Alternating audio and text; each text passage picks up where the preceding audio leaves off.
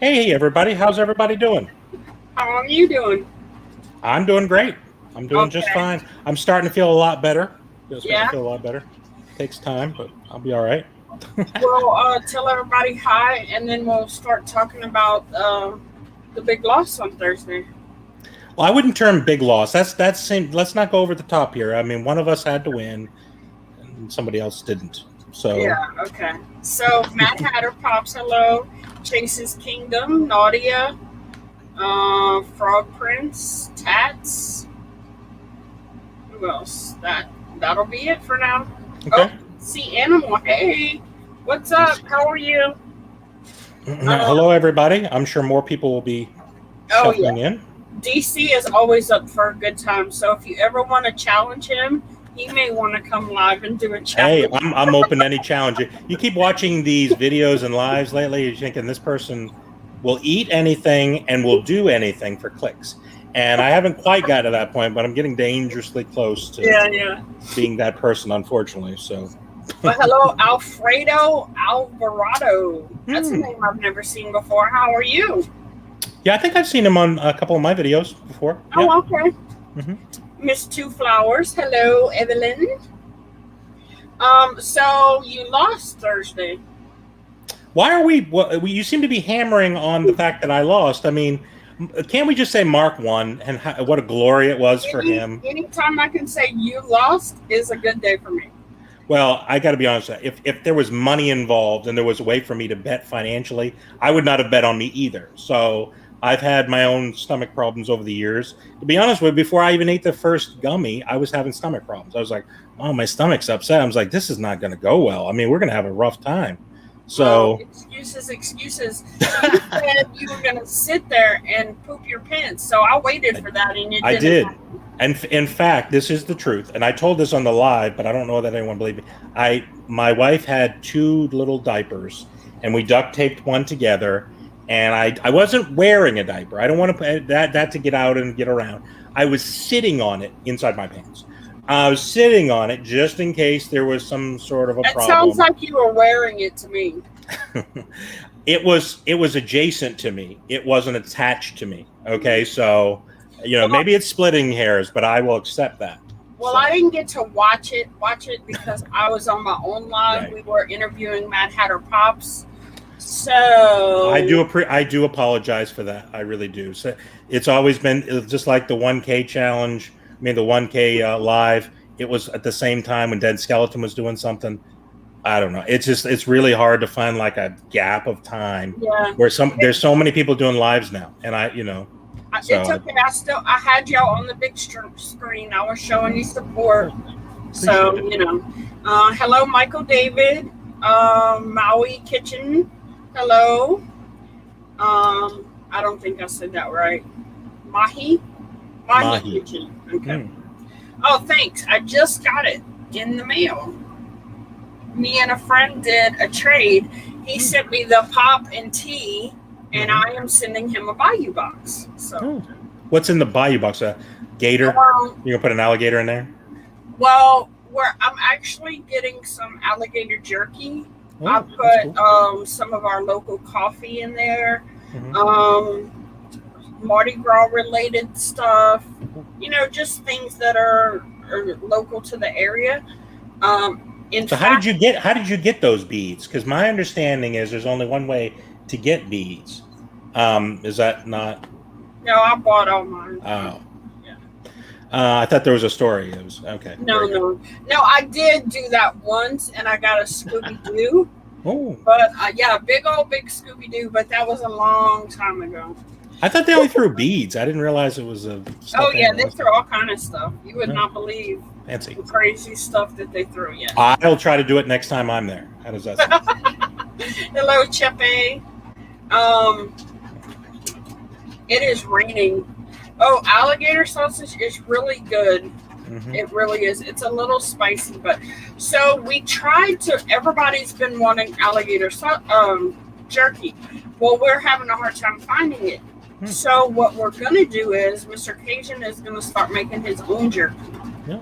We went and bought all this stuff yesterday, and he's going to start making his own jerky. So, I mean, it may end up turning into a business. That would be awesome too. So where does he get the gator from? Is there a place he gets it, or does he actually catch a gator? No, right down the road, there's a specialty meat shop that carries any kind of meat you can think of.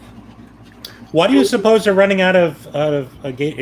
Is there a shortage of gators, or just people don't think that it's, something people want? I don't understand. Doesn't make any sense. There's not a shortage of gators.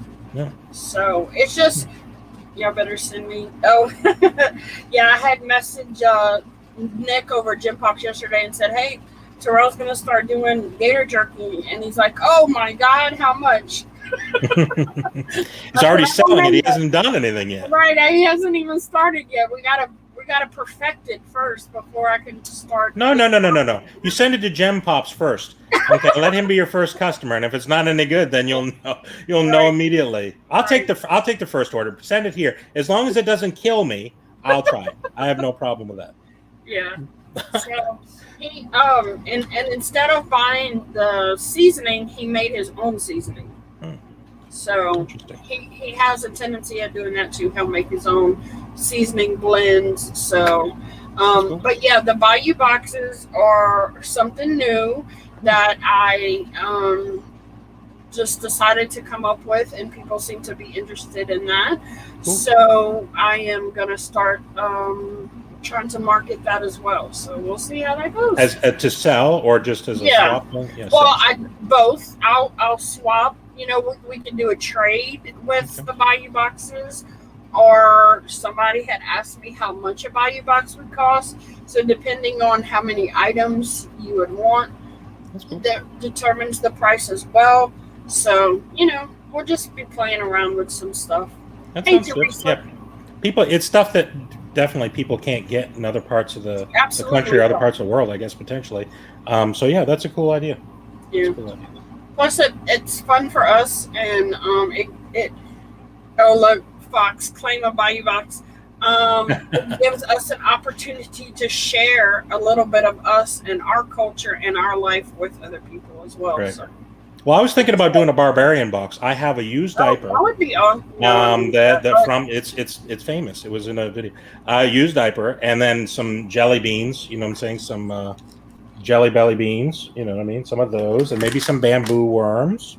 I think that's great. I think people will be really into it. Yeah. Well, Fox, I do have a box coming to you soon. I just have other ones that I have to put together first. And then, you are on the list, Fox. So basically, you're telling him he's very low priority. Okay, just so you know, Fox, you are on the bottom of that list. No. The other people won theirs, so I have to go. I have to fulfill that first. That is true. And it's been quite a challenge trying to get everything together, because it's not Mardi Gras season, so it is a little harder to get Mardi Gras. When is Mardi Gras season? I have no idea. Claiming tracking number right now. It is typically around February or March. Okay. So when that comes around again, I'm going to be stocking up on stuff for sure. But we do have a store that is usually open throughout the year. That's always Mardi Gras, but I don't know if it's open right now because of everything with COVID. Like, we had to cancel Mardi Gras last year.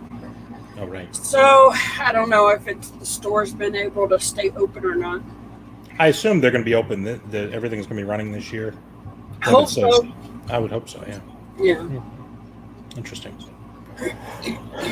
Well, so anyway, I guess back to the challenge on Thursday. I know that there's a lot of explaining I need to do to my one fan that supported me. Okay, this is the truth. On his channel he accepted all these people, and everyone, including my cousin, told me he went over to his channel and bet on anybody else but me. So I just thought that was ridiculous. So what happened was I was having tummy problems. So that's excuse number one. Oh, yeah. Excuse number two is I was told that the first one to get up would be the loser. So with all these precautions, I had a trash bag underneath my feet. I really was going all in on this thing. And I I was told, no, it's if you poop, you lose. You know what I'm saying? Not just your dignity, you actually lose the contest. So, so I just decided, well, if I got to go, I'm just going to get up, and that'll be the end of it. So it went for a long time. We were on this thing for I don't know. I kept looking at the TV. I'm like, man, they sure are taking a long time. I've never really tried to do that. We've never really tried to do this before.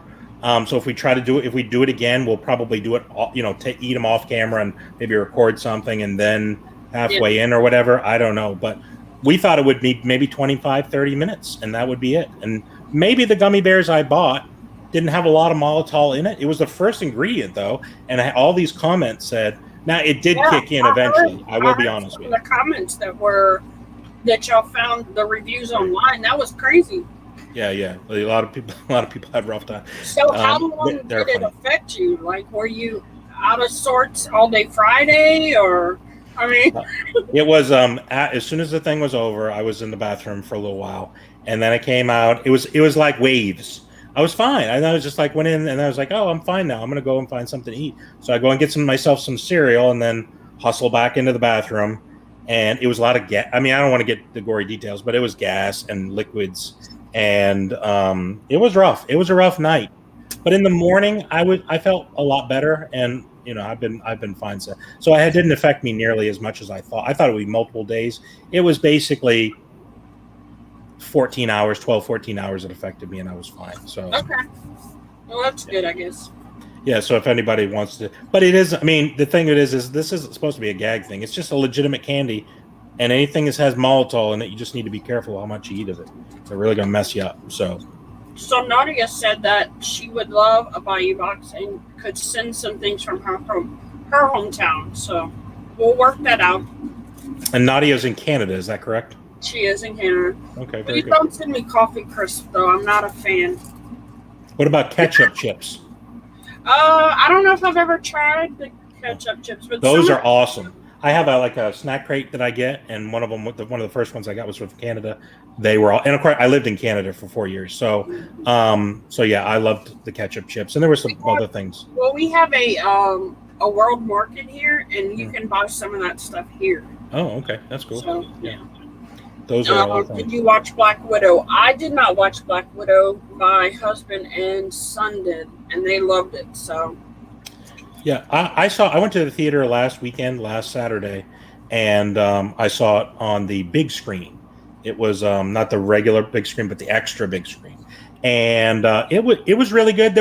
I mean, it wasn't my favorite Marvel movie. There was a lot of action. They made sure there was a lot of action. Some of the action didn't even really. I don't really know why. I don't want to ruin anything, so I'm not overextended, huh? Yeah, it was a little overextended and hard to believe. But of course, it's a Marvel movie, so you know that that's the case too. But it was cool. Taskmaster was a cool character, and what's his name? The guy that played Red.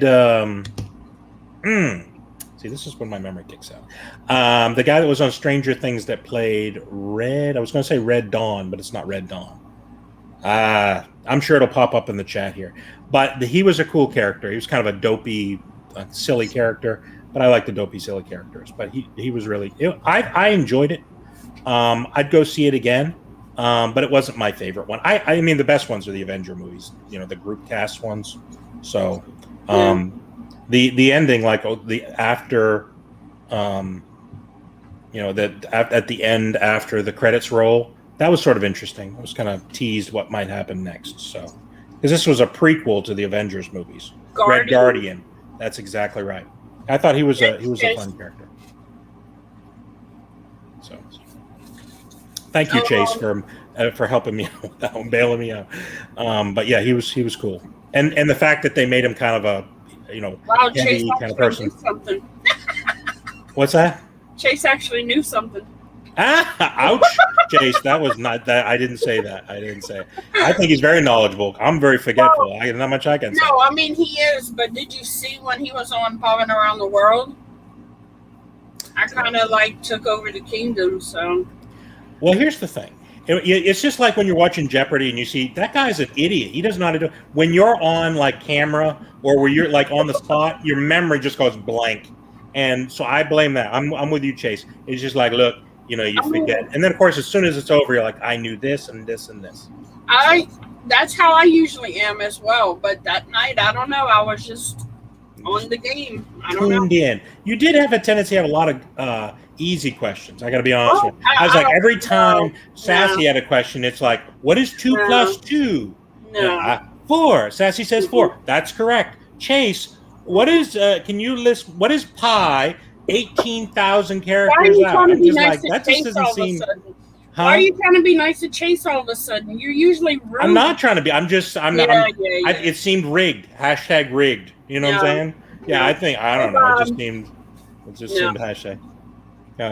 They set it up to defame poor Chase and to make you look good. That's what I think.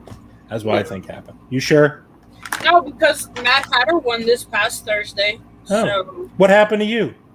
I don't know. I have no Fell clue. apart. No, I have no clue. Well, congratulations, Matt Hatter.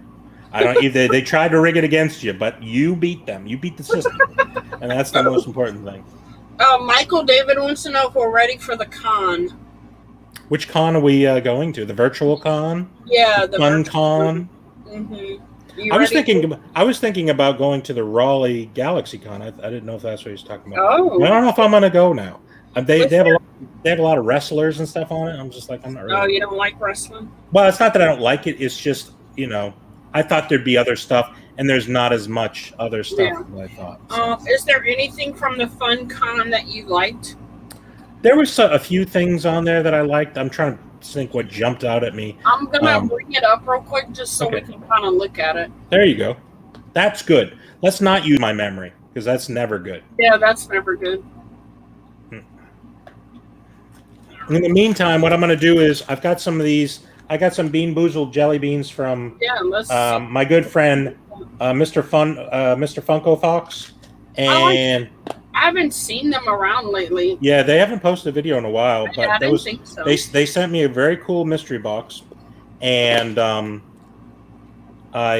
don't know if you didn't get a chance to check out my video. You're welcome. I actually watched it before the live today.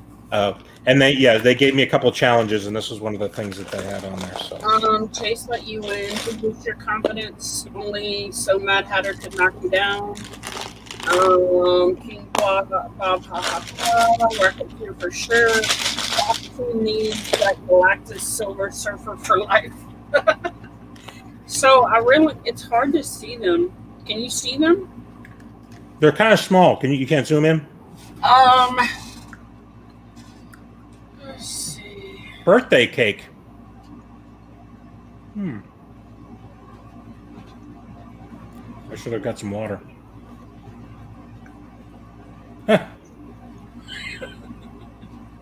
That's the opposite way. I don't know. I don't know how to make it bigger. Yeah, me neither. Because it's from Instagram, so. I see. From somebody's post. There's no way to zoom in with your actual thing on your screen. Maybe I can. Let me see. Does that help? There you go. It's zooming in. Zoom in some more. Okay. That Let me know when to stop. Yeah, go a little. Oh, there you go. Yeah, try to zoom in again. There you go. A little bit more. There you go. That's good right there. Stop right there. All right, and then you can sort of, like, if you slide up a little bit. All right, now you can come back to the other screen. You can sort of see some of the things. Yeah, there's some cool stuff on there for sure. I like the sodas. It looks like there's a Thor soda up there. Is that right? Yeah. I don't understand that Captain America thing. Is it the a thing pop? next to Thor? Yeah, is it a pop in a box or I don't know.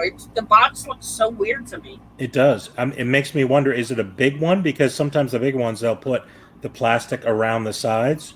So I don't know if anybody knows what that Captain America next to Thor is. Is that a 10-inch or? I don't know. I definitely like the sodas. I like the seal because it's a cereal ad icon because I collect all those. I like. Is it an ad icon or is it one of those weird cereal pops? It's an ad icon. I like the Danger Mouse. Okay, yeah, he's cool. I like the Kronk from First New Groove. That is a very underrated movie for anybody who hasn't seen it. Absolutely. I like the Mickey Mouse, the Three Musketeers, because we do a live on Sunday, the Three Musketeers. The blacklight rabbit is cool. King Bob said it's a die cast of a pop. That's interesting. I don't know what that means. I guess it's metal. Die cast means metal. Okay. It must be some like little metal mini or something like that. Huh. And then here's the bottom half. Yeah, there's some cool ones in there. So of course the Harley soda. Yeah. I'm not a big fan of that style Harley. It's okay. It's okay.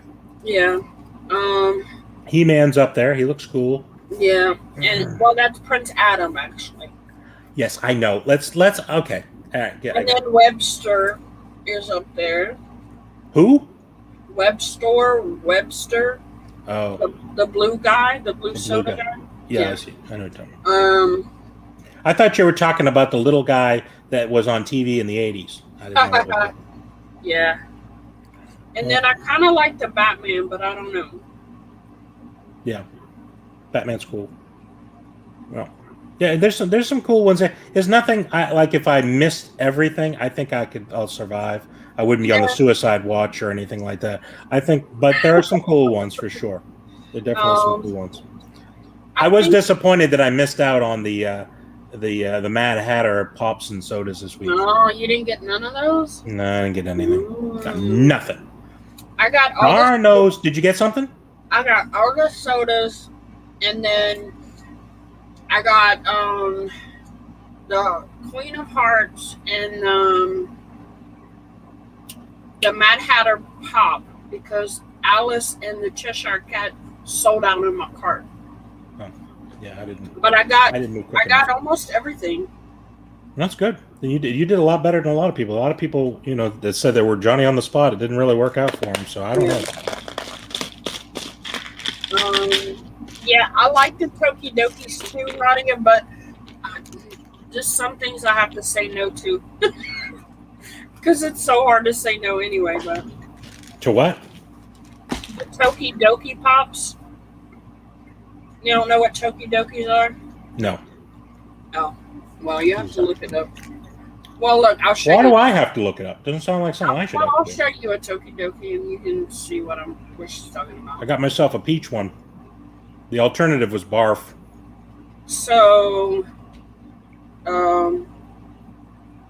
where is it? There, these three are Tokidokis. I see. Yeah, I'm They're not. the little unicorn horse things. I see. Yeah.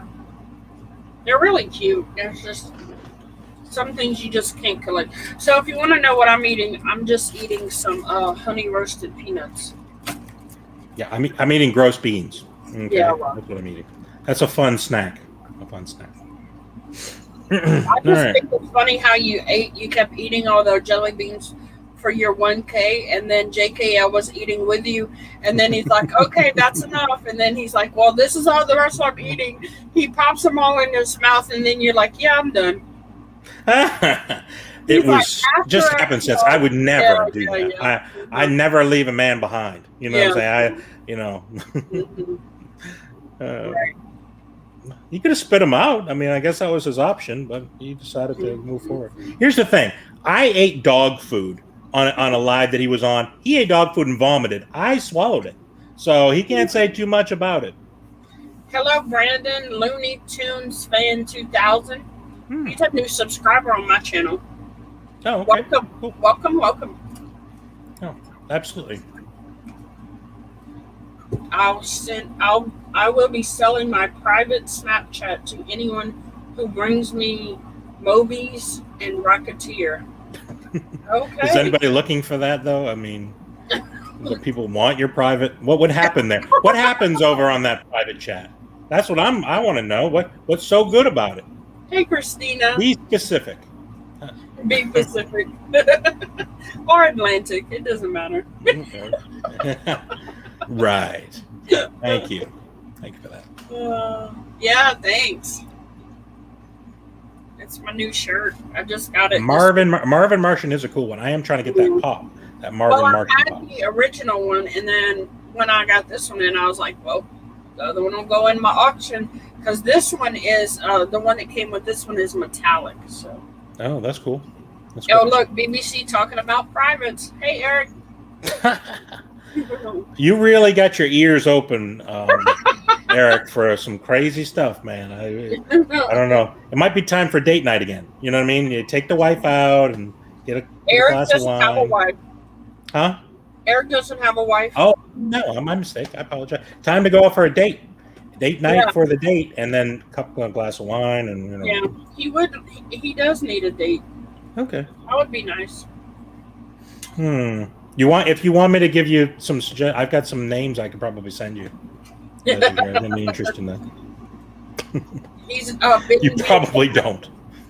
He's busy being dad, so. Being dad, that's good. He's a good person. He's a good person. He's a good dad. I'm not a good person. Raised him right. Time for a charity date auction for Eric. Is that what we're gonna do? That's a good idea. That's a good idea. Oh man. We'll see if we can. Will Whatnot do something like that? If we put like a picture of him on like the spinner, and just see, awesome. Just see, just see what hits. See what we can get. What do you think we can get? What will we do with the money? We could probably do something fun with the money. I think would be good. We could get, I don't know, down payment on one pop maybe or something like that. Nadia said she'll be on Popping Around the World this Thursday. Yep, looking forward to that. Awesome. That's going to be fun. It'll be our first trip out of the United States, so. How about that? Exciting. That's right. Yeah. Hopefully she'll take us around and show us some cool places. That exchange rate of flying out of the country, you got to be careful for that. You might not be able to make it back. I get a great discount, so. Well, I mean, Two Boys is in California. Is that still in the country? I thought we sort of earthquake, cut that one off. I thought we were, Yeah. Maybe not. Maybe. Oh dear. So I did kind of make a small wheel. I really wanted it to be bigger, but I could not think of anything else to put on it. Well, if the chat has a topic they want to add to it, we can do that too, right? BC has to give me tips not to soil my pants. That is a good tip. That's good. Wait for the second date for that, at least. You know what I'm saying? You got to get the hooks in first. You get person interested. Then don't set yourself up for a position where you can't come back from. So. Hey, Smoke Dog, welcome. Can we cue the Gummy Bear song? Is there a song? What's the song? I think there is one. Oh, is it? Let's see if I can find it. Just keep talking. Right. Yeah, so we've got a wheel. And one of the things we're going to put on the wheel were just some topics to talk about, the chat can talk about. And we're going to maybe share some stories of some different things that may have happened, good, bad, or indifferent. And if you have some ideas, the things you would like to put on the wheel, we'll try to do something fun like that too. Is this it?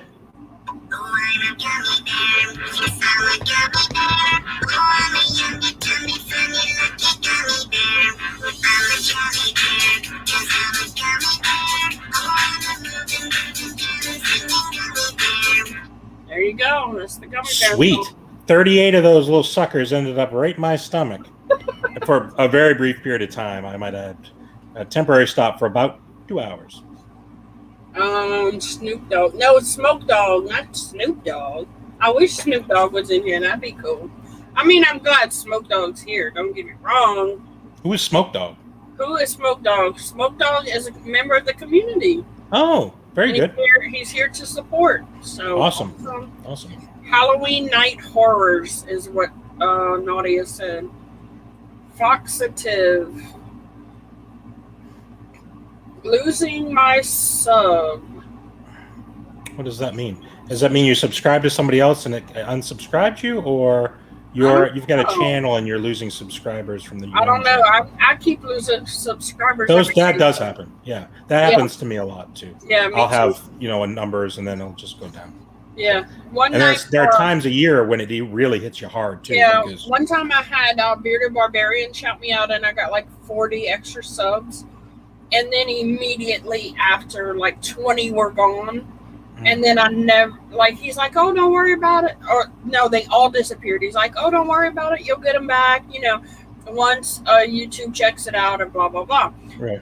Well, never. I got like 20 of them back. Oh. So I was like, man, all the times that I was thankfully shouted out by people. Yeah. I don't know how many I would be at right now if YouTube would let me keep them all. Right. Yeah, they unfortunately, and there are certain times a year where they'll quote unquote sweep accounts, and they'll like get rid of things that they should. Yeah. And some of them are actual bot accounts, but many of them aren't. I mean, I've had people that have said, "I was subscribed to your account. Are you not making videos anymore?" I was like, "Yeah," and then just one of them was my wife. Now I'm suspicious of that one. Now, you know, we had just had a kerfuffle earlier in the evening, and all of a sudden I'm not subscribed. So. Anyway, she said she didn't do it, so I don't know. Smoke Dog said that Snoop Dogg is cool too. Super Gabriel says he has 419 subs. Brandon Looney Tunes has 39 subs. So everybody go subscribe to Brandon Looney Tunes. Absolutely. Yeah, Ryan Eric has opened your box. A good topic. What's your favorite convention? What's your favorite convention? We can add that on the wheel if you want. I'd like to thank no one for shouting me out so I don't lose any subs. Okay. Well, I don't know that that's a good solution either. That is one way of doing it, though, for sure. So, all right. Sometimes somebody will shout you out, and like when I was on Wink Inks, I lost maybe 4 or 5, but I gained a lot. I gained like 55 in one evening. Yeah. So, you know, sometimes it really works out okay, and other times it just doesn't. Man, Wink shouted me out once too, but that was a long time ago. Yeah. Okay, so this is our wheel. So we have favorite food, places that we visited, bucket list, worst vacation, worst food, movies walked out on, and worst date story. See if you can figure out which ones my thoughts were, which ones Sassy were, and I'm pretty sure you'll figure out the yin to the yang of how this sort of played out. So, if you have any other ones you want to add, I think somebody said something about best convention or something like that. I assume they mean virtual convention, but maybe they mean regular too. I don't know. Favorite convention. Going to the post office, seeing if they have any BBC gummy bear stamps. They should. If they don't, you tell them. That's what they need to make sure that they have. It would be an interesting color. Least favorite YouTuber. Oh, no. We're not going to call Ouch. Why do I think we're going to, I think I know who most people are going to put in there, and it's going to hurt my feelings. So... The ones you go in person, well, the ones I've been to in person aren't big conventions, so that doesn't count to me. Well, I've only been to one, so I liked the one I went to. I enjoyed it. I had a lot of fun. I don't know having a million more people there is something that I'm that interested in anyway, quite frankly. So, Bob says most overrated movie. Okay. That's a good one. Okay. Best hair color. Yes, Eric, what is your favorite hair color? And clear is a color. Oh, it does count. Okay. Well, it's on the wheel, so. So I guess we'll spin the wheel and we'll go from there. Okay, yeah, we'll try that. And like I said, if there's more things people want to add, we can do that. We just thought we'd do a little icebreaker type of thing. See if people can come up with some cool stuff. Oh, there you go. What is it? Movies walked out on. Movies walked out on. Have there been any movies you've either walked out on or will accept came close to walking out? How about that? Whether it's a video or a movie theater, you can do either. Because I mean, there might be some movies you start and you're just like, I can't do this anymore. No, because if I pay for the movie, I'm watching it. Well, what if it's like on a movie, like at home as well? Think of it that way. It might be a movie on TV. Like an actual movie. Yeah, I'm trying to think. There's a couple of movies that I've turned off because I just Well, while you're thinking, I'll chime in. yeah. To begin with, there's a show that's a very popular show, and I'm sure I'll get a lot of hate for this, but I lasted about 10 minutes into what is that show? We're saying shows? You said movies. Well, it's a kind of like a movie. Hey, Will. It was Hey, excuse me. It was the one on Disney, the first one on Disney, first Marvel show on Disney. WandaVision. Couldn't watch it. Unwatchable. Okay. I have only partially watched probably 3 episodes because I'll put stuff on to watch during the day and then I start doing stuff or I get distracted and it's on, but I'm not really watching it. Yep. So I've seen bits and pieces and I don't understand it. So didn't understand it. Well, it was. So I guess we can kind of agree on that. Well, every time I talk to somebody about it, they're like, "Oh, you got to be wait till the third one." I'm like, I'm going to watch 3 episodes of something that's horrible in order to get into it. Most people, when they start watching a show or a movie, within the first 15 minutes know if it's good or not. Right. If you got to wait 3 full episodes, I'm sorry, Marvel. You got to get your act together. Well, that's like the show. I know people are going to not be happy with me, especially Ryan, the Frog Prince, The Office. I tried to watch. I couldn't even get through the first episode. And I've been told that if you watch after the first season, I think. Right. But I'm just like, why would I want to watch a whole season? Well, don't. Yeah, that's the good thing about like The Office, and I agree with you. The first season, they wrote Michael's character as he's a jerk. And not just he's a jerk, he's just not even really that interesting of a jerk. He's just generally a jerk. They remade his character because the first season didn't go well at all. They remade his character into more of a lovable dummy, kind of a lovable dumb jerk. So they sort of made him a little dumber, made him a little bit. They even like messed with his hair. Like his hair, the first season is like really slicked back, and then it's more combed over a little bit, and just kind of made him kind of a doofus kind of character. And then after that, it sort of took off. So I think that was the main part from season 1 to season. But I agree with you. A whole season, I wouldn't watch it. But if you start season 2, the first episode, you might like it better. But that's up to you. But I love The Office. First season was not my favorite. I'll just never watch the first season again, probably. So, but another one that I watched, a movie that I walked out on, was what was that movie? It was a horror movie, and made me scared, first of all, which I shouldn't have gone into a horror movie knowing that it was going to make me scared. The Ring 2. I could not watch it.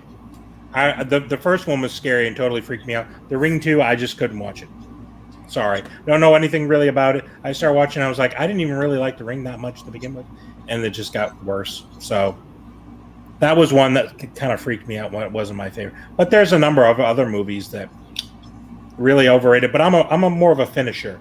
I do like to finish what I start, so I'll finish a bad movie in most cases. So yeah, me too. Yep.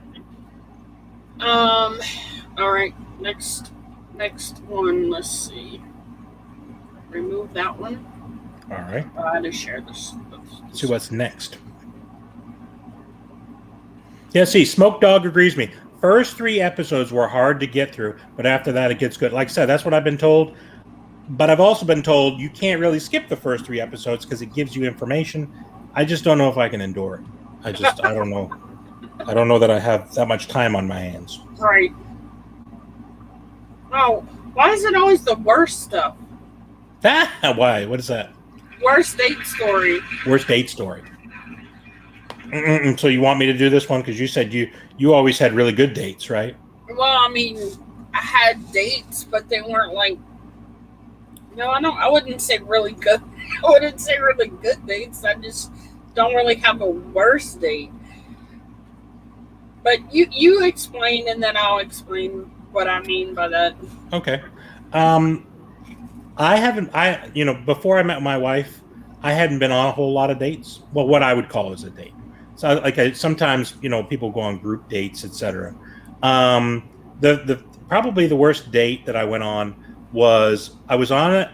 It's kind of a group date type of thing. So I was on a group date with my wife. Now my wife was the first date, and we went to this place. It is so loud in the back. It was like a bar, restaurant kind of thing. So loud in the back, I could not hear. I basically said everything twice. So that really irritated me and annoyed me.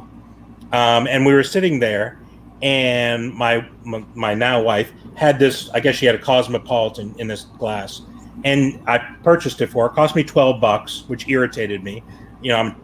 At that time, especially, I was sort of a cheapskate. So she's sitting there and not drinking it. I'm thinking, I'm spending all my time focusing on that. Like, are you going to drink? And then she would get up and go to the bathroom. And she kept getting up and going to the bathroom, like every 20 minutes or so. And these other people that I'm on, that are friends or happen to be at the same time, one of them leaned over and goes, "Is this lady on drugs?"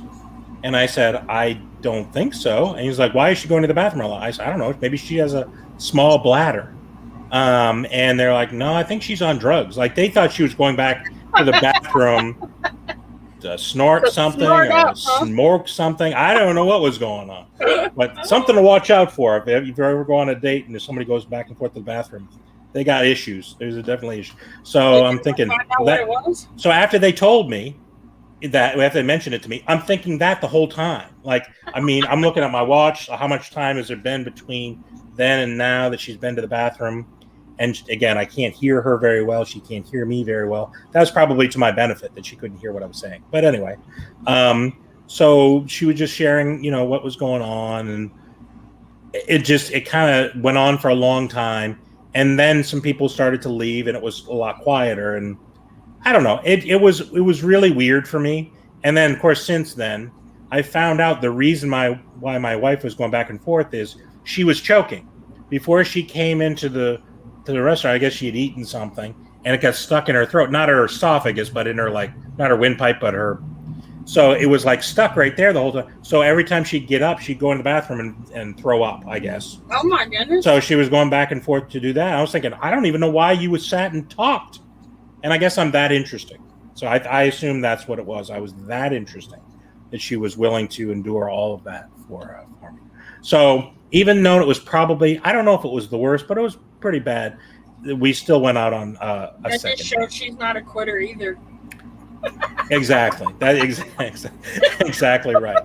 So anyway, I just thought that was sort of an interesting experience. But yeah, it's also very helpful. If you go out on a date with somebody who goes back and forth to the bathroom, watch out for that. So most of our me and Mr. CAJUN have been together for 27 years. So we were both 18 when we got together, and hadn't had a whole lot of dates before then, because when you're young, you don't really do stuff like that, I guess. Mm-hmm. So and then after we were together 2 years, we had our first son. So we were young parents. So our dates consist of, which we didn't have very many back then, would be to go eat fast food or whatever, and then go to Walmart. So that was the highlight of, we get to go to Walmart without any kids kind of thing. Because, you go to Walmart and people let these kids just out of control. And it's how do people let their kids do that? Everywhere you go, there's always a screaming kid. And it's really? Real, So that was the highlight, to be able to go out to eat without any kids and to go to Walmart. She set the bar up kind of low there. That's what happens when you're young and you have, small kids. So then we got to where we were making sure we would do date night once a month at least, because you gotta keep the fire burning, Sure. I think I know. So Walmart is a date in every southern state. Yeah, probably. They should have a whole section, with little couches and chairs to sit down. Right. People can bring their products over. Yeah, that would be awesome. Now, since our youngest is almost out of the house, we just kind of take trips and do whatever we want. So we don't really have planned date nights. We just we've already taken 3 trips since the beginning of the year without him. So hey, sleeping. We've gone to South Carolina. Where in South Carolina? Myrtle Beach. Greensville. Oh, Greensville. We've gone there. We've gone to Pensacola. And the last trip we actually took him. We took him and my oldest son, but we went to Jackson, Mississippi. Oh, cool. And we're planning on Georgia at the beginning of August. So yeah, that sounds like fun. We just take little trips now, so that's a lot easier and it's fun. Like we used to be real spontaneous when we were younger. One time we were like, "Oh, let's go to Disney for the day." You can't go to Disney for a day. I hate to tell anybody that. You won't get much accomplished. No, you stand on the line the whole day. That's all you do. If you think it's possible, it's not. But we didn't know. We were young. We had never really been. I mean, I had only been to Disney a couple of times before then, and I didn't have to plan anything or whatever. It was all done for me. So I didn't have any concept of time or money or whatever. So we were like, me and my husband, our oldest son, and my niece. Hey, JKL. We all jumped in the car and we were like, "Oh, we'll go to Disney for the day, and we'll go and we'll get a room and we'll sleep for a couple of hours, refresh ourselves, eat breakfast, then we'll go to Disney, and then we'll drive home." Yeah, was not exactly what happened. So I guess this would be considered the worst trip. Because you were asked, that was one of the things on the wheel, right? Was one of the worst trips we've ever had. Mm-hmm. So we drive. Meanwhile, Disney is, I want to say 11 hours, 12 hours. So we didn't really realize how far. That was before GPS and all that. So, we didn't really realize how far and how long it would take. So we set out to go to Disney. So as we're getting closer, I'm like, yeah, we're not going to have time to get a hotel to rest. So then we get even closer, and I'm like, yeah, we're not even going to have time to go eat breakfast. So we pull up at Disney, get our tickets, go in, ride. I think we rode maybe 3 or 4 rides, which is surprising because it's Disney. And by then we're like, okay, we got to get going because he had to go back to work the next day. Oh, brother. So we have not had any sleep. So we're straight adrenaline. Mm-hmm. So we're driving home and I'm just like, so then we switch. And then he's like this. And then, so we switch and switch, back and forth. And on the way back, he's like, "Hey, have you ever been to Panama City Beach?" I'm like, "No." He's like, "Man, we used to go there all the time when I was a kid. It's beautiful. I want to pass through and we can see it on our way home." I'm like, "Yeah, absolutely." So we head to Panama City Beach, okay? Well, we took the scenic route, not knowing that, every little town you got to slow down and, go from 55 to 25 to 35 to, so, hey, Kenneth, so, we're thinking we're going to be able to, just whip through, right? So, no, it delayed our trip, I think, another hour or 2 at least. And then once we got to Panama City, it's not the same as Panama City Beach.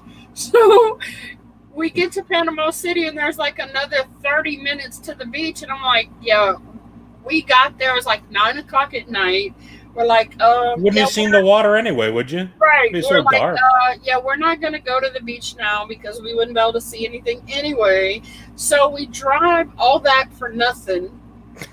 Oh, it was the worst. He had ended up calling in work and telling him that we broke down, which we Lie.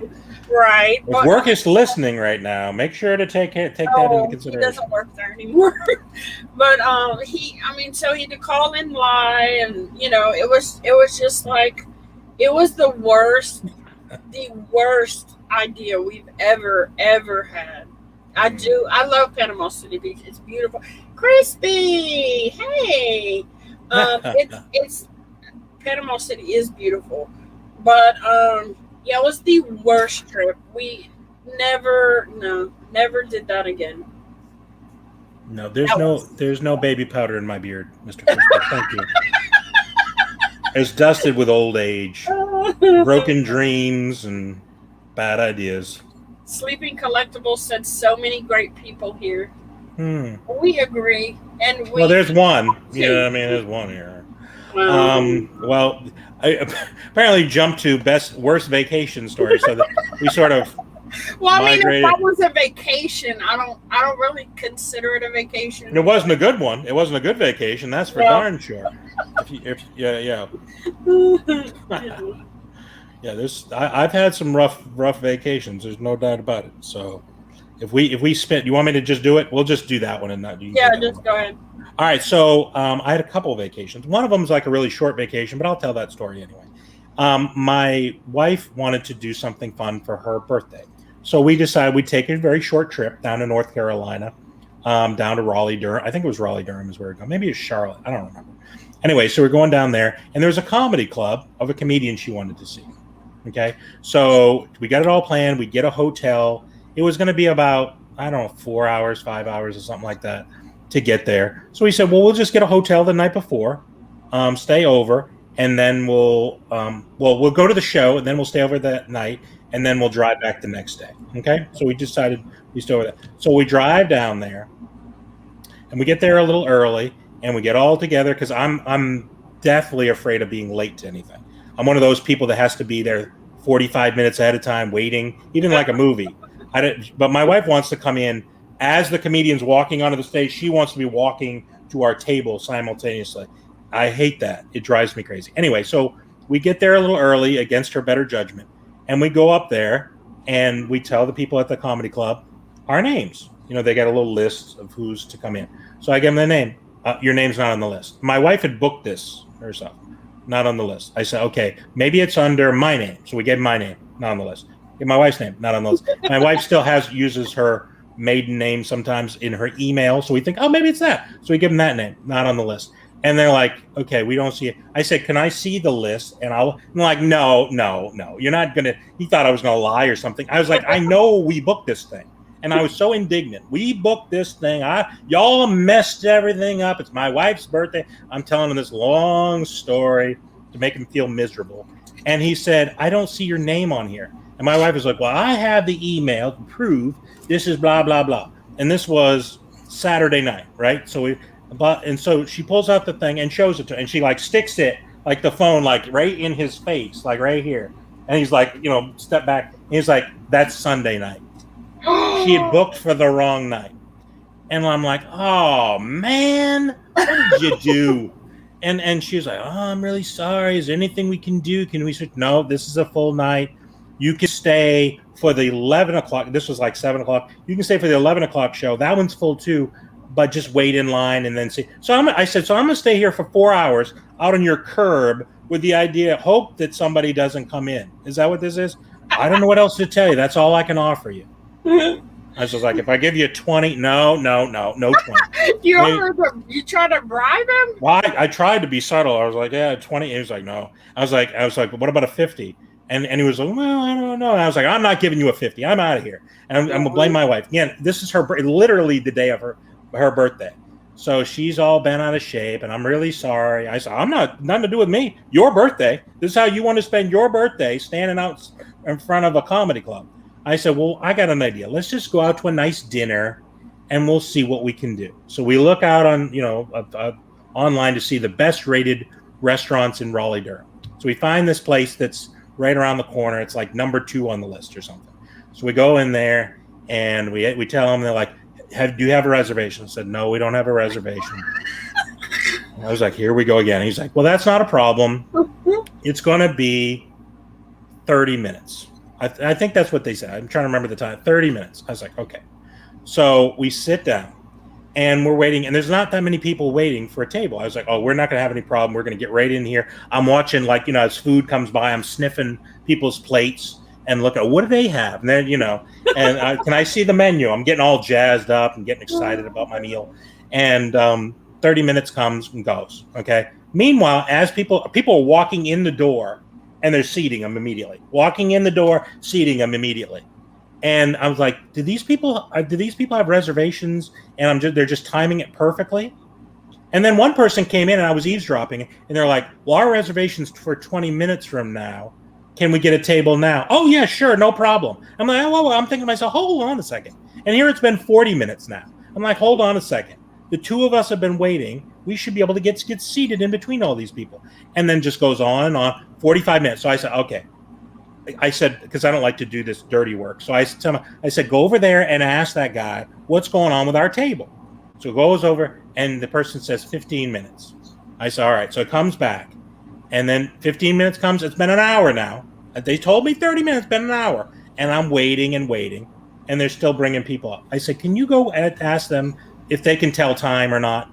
And so they went over there, and she went over. Do all this, and it's her birthday. That's her birthday. Well, it's just her penance for messing up the previous event. So she goes over there, and she comes back, and they said 15 minutes. They said 15 minutes last time. They don't know what 15 minutes is. So I waited the extra 15 minutes, and guess what? Still sitting in the same chair. And this is the thing that's frustrating. It's not like it's a full packed area. I can see empty tables. I see empty tables. And so I said, enough is enough. And I said, if one more person comes in that door, I'm storming out.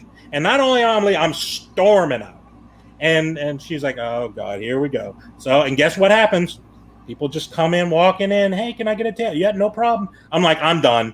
And I got up, made a scene. I had a jacket, and boom, boom, stomp out of the place. Like I've proved some point or something. I don't know. They weren't going to see this anyway. So we left, and Sharon's like, I don't know, understand why it had to be that way. It's like, I'm not sitting there forever. I'm done. We'll find some place to eat. So we looked at some other places, stopped it. They're like, no, it's an hour away, blah, blah, blah. So we ended up eating at IHOP. So for my wife's birthday, we ate at IHOP. I thought it was good. I enjoyed my pancakes. I had some nice piece of bacon and stuff like that. My wife was totally bent out of shape. And then she was like, let's just go home now. And I'm like, I'm not driving home. We're going to this hotel. And when we got to the hotel, there was a brief moment where I almost had a kitten where they said, I don't see your name. I'm like, oh my God, here we go again. Did you do the wrong? No, here it is.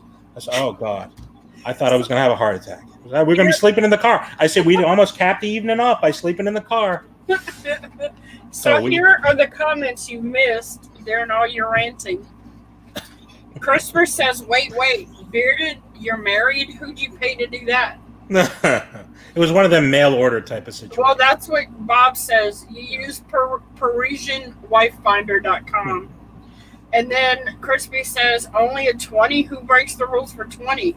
I don't care if it's your last day on earth. You cough up a hundo. I see what I can do, but no guarantees. McDonald's is what he thought you went and ate. Close. They had him in a high chair. That's the only way he could see past the register. And then JKL says storming Barbarian. It was rough.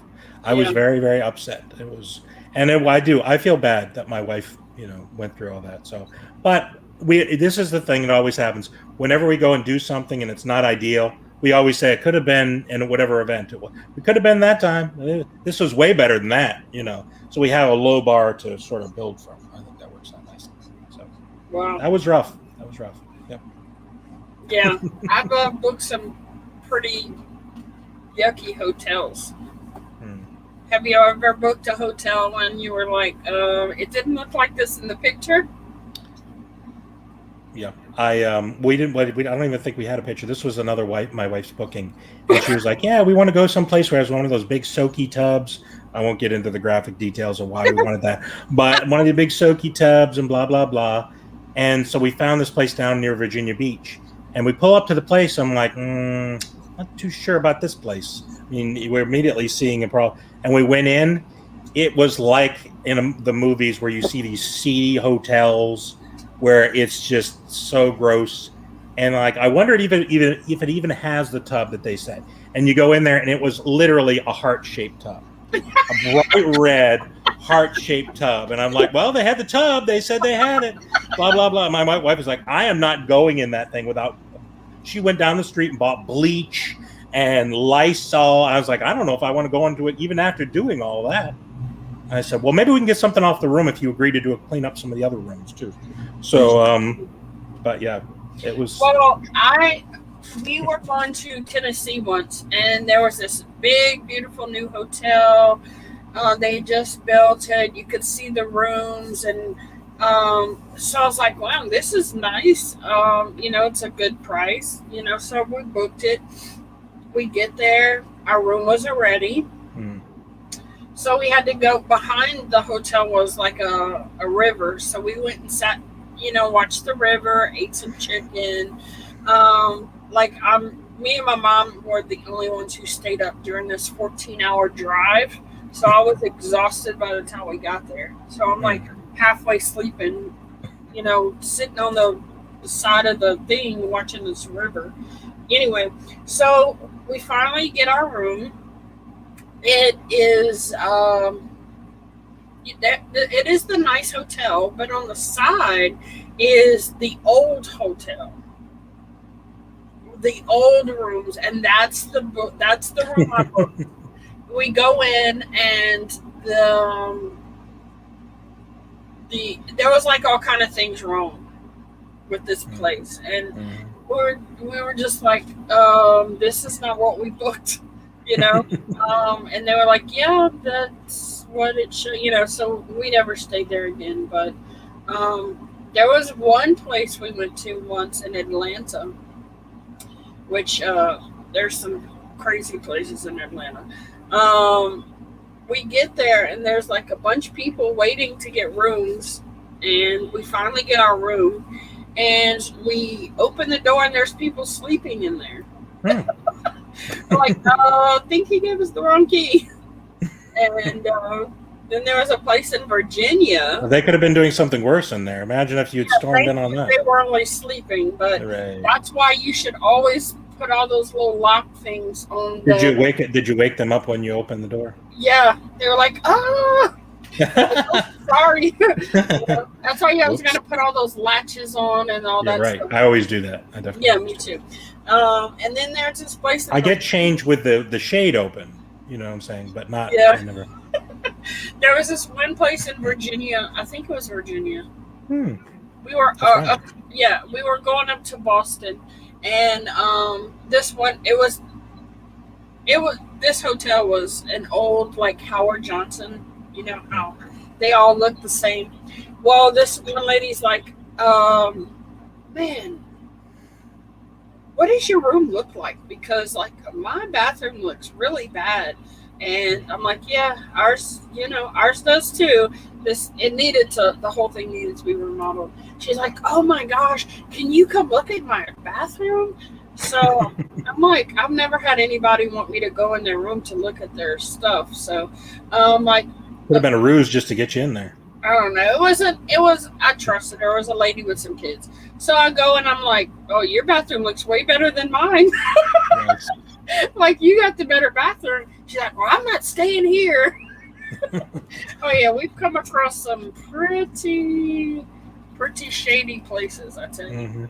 Mm-hmm. When I stayed down I went to New Orleans for a convention, and they had this big high rise, and we stayed in the thing, and the high rise was beautiful, and the room was great and everything like that. But the first night we're in there, right? So we go up there. I think we're on the 37th floor, something like that. I don't know. And so we're up there, and we hear an alarm go off. It's like 10:30 at night. I'm getting ready to get in bed. Got my boxers on. I'm in the bed, and we hear the fire alarm go off. And I'm thinking, oh, sometimes these things happen, and they immediately go right back off. And then it gives you this notice, warning, please leave the facility. Please leave the facility, over and over again. I'm thinking, that's not good. I'm very concerned about where, and we hear a commotion in the hallway. So I'm like, oh God. So now what are we going to do? So again, we're on the 37th floor. So we put some clothes on, we go out in the hall. And as I'm walking out the hall, like 2 doors down, all of a sudden water is pouring out of the room across the hall, 2 doors down, pouring out from underneath the door, just pooling out in the wall. I'm like, oh my God, what the heck is going on? So we walk down and like, I'm thinking we're going to get on the elevator. Nope. Elevator's all shut down when the thing. So we had to walk down 37 flights of stairs down. And I hear, like I said, I'm in my sweatpants and a t-shirt everyone's standing out in the side of the building, looking up, thinking, I wonder how long this is going to last. We were out there for about an hour.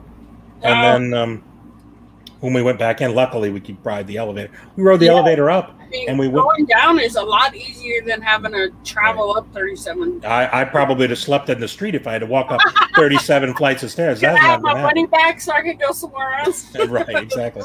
So when I went back up there, and then the next day I asked somebody about it, and they said that it was like the person had, like, you know how they have to fire, the little sprinkler head sticking out of the wall? Well, apparently this person 2 doors down decided they were going to hang their clothes on the sprinkler head. And what happened apparently was they did that. It literally pulled the whole sprinkler head off. And so it was like a pipe with water pouring out, and they couldn't shut it off quick enough. And it was just a disaster. So the whole week we were there, they had ripped out the hall, like the wall and the hallway was all messed up, all the sheetrock, and they're working out all evening, banging around out in the hallway. So the cool thing was I got a discount. I got 2 days off my stay for the experience. So they were banging around, huh? Yeah, they were making a lot of noise. There's no doubt. JKL said once he booked a hotel, and when they were checking in, they gave us the room that wasn't prepared. Went back downstairs, waited 20 minutes, and they ended up giving him another room that wasn't prepared. Well, he was supposed.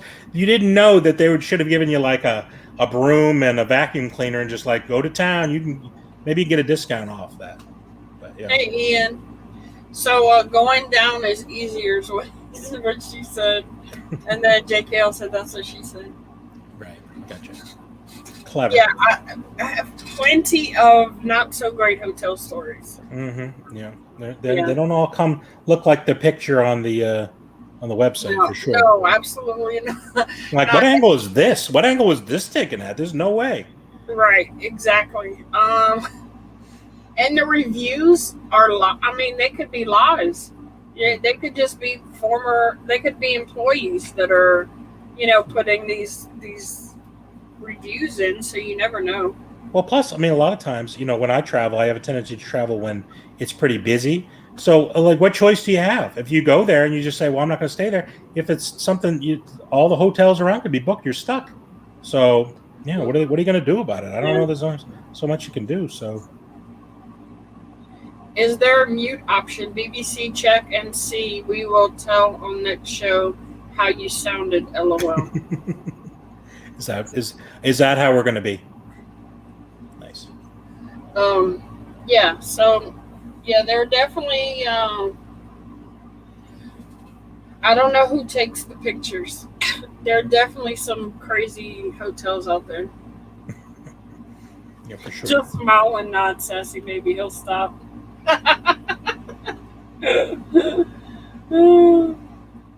But once I get on a rant, you know what I'm saying? It is. I'm not a good traveler. One thing that my wife doesn't want to, she hates traveling with me because I get so stressed out about every little part of the trip. Even if it's getting an Uber, that part stresses me out. The Uber, I always think of the worst. I'm a pessimist. I always think about, okay, the Uber's not going to pick me up on time. I'm going to have to hitchhike. The guy's going to abduct me and stick me in the trunk of the car. How do I get out of the trunk of the car? I'm trying to think ahead. How do I get out of the trunk? All these different things could happen because there have been times when it's really saved me tremendously. This way. And this is the way I look at it is if you think of the best all the time and it doesn't work out, you're disappointed. I know the worst thing's going to happen all the time. So when good things happen, hey, I'm really happy then, right? See? Oh, jeez. Oh, Bob says there's one model hotel room where somewhere in Montana that every hotel uses for their stock photos. Wow, that's crazy. They asked for her They ask for here to or to go, and BBC is like, I can't handle this stress. Traveling is, and this is, I don't like to travel to long distances unless I go for a whole week, because the day after I'm so stressed out about the travel trip, regardless of how it turned out, and the same thing coming back. So Crispers wants to know a serious question. okay. He says, you're a big boy, obviously, boxers, but shirtless or not. I'm just wondering if I'm the weird one that wears a tuxedo shirt. Right. I've never worn a tuxedo shirt. I like to go very casual. I don't even want the essence of being in a tuxedo. I like the part in Talladega Nights where he says, I like to think of Jesus in a tuxedo shirt where he's like dressed up but he's casual. Mm-hmm. Something like that. I love that movie. It's a great movie. He goes, I'm still in my dirty pee pants. Yeah, I've been sitting in my PV pants all day. I told her she has a lumpy butt. Yeah. Yeah. The best thing you did, Chip, was make a hot daughter. Oh, man. Yeah, I love that movie. All right, let's see what's next on the wheel. All right, let's see what's next on the wheel. Let's spin it, see what we come up with.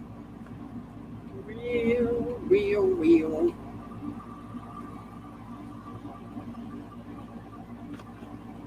Of course.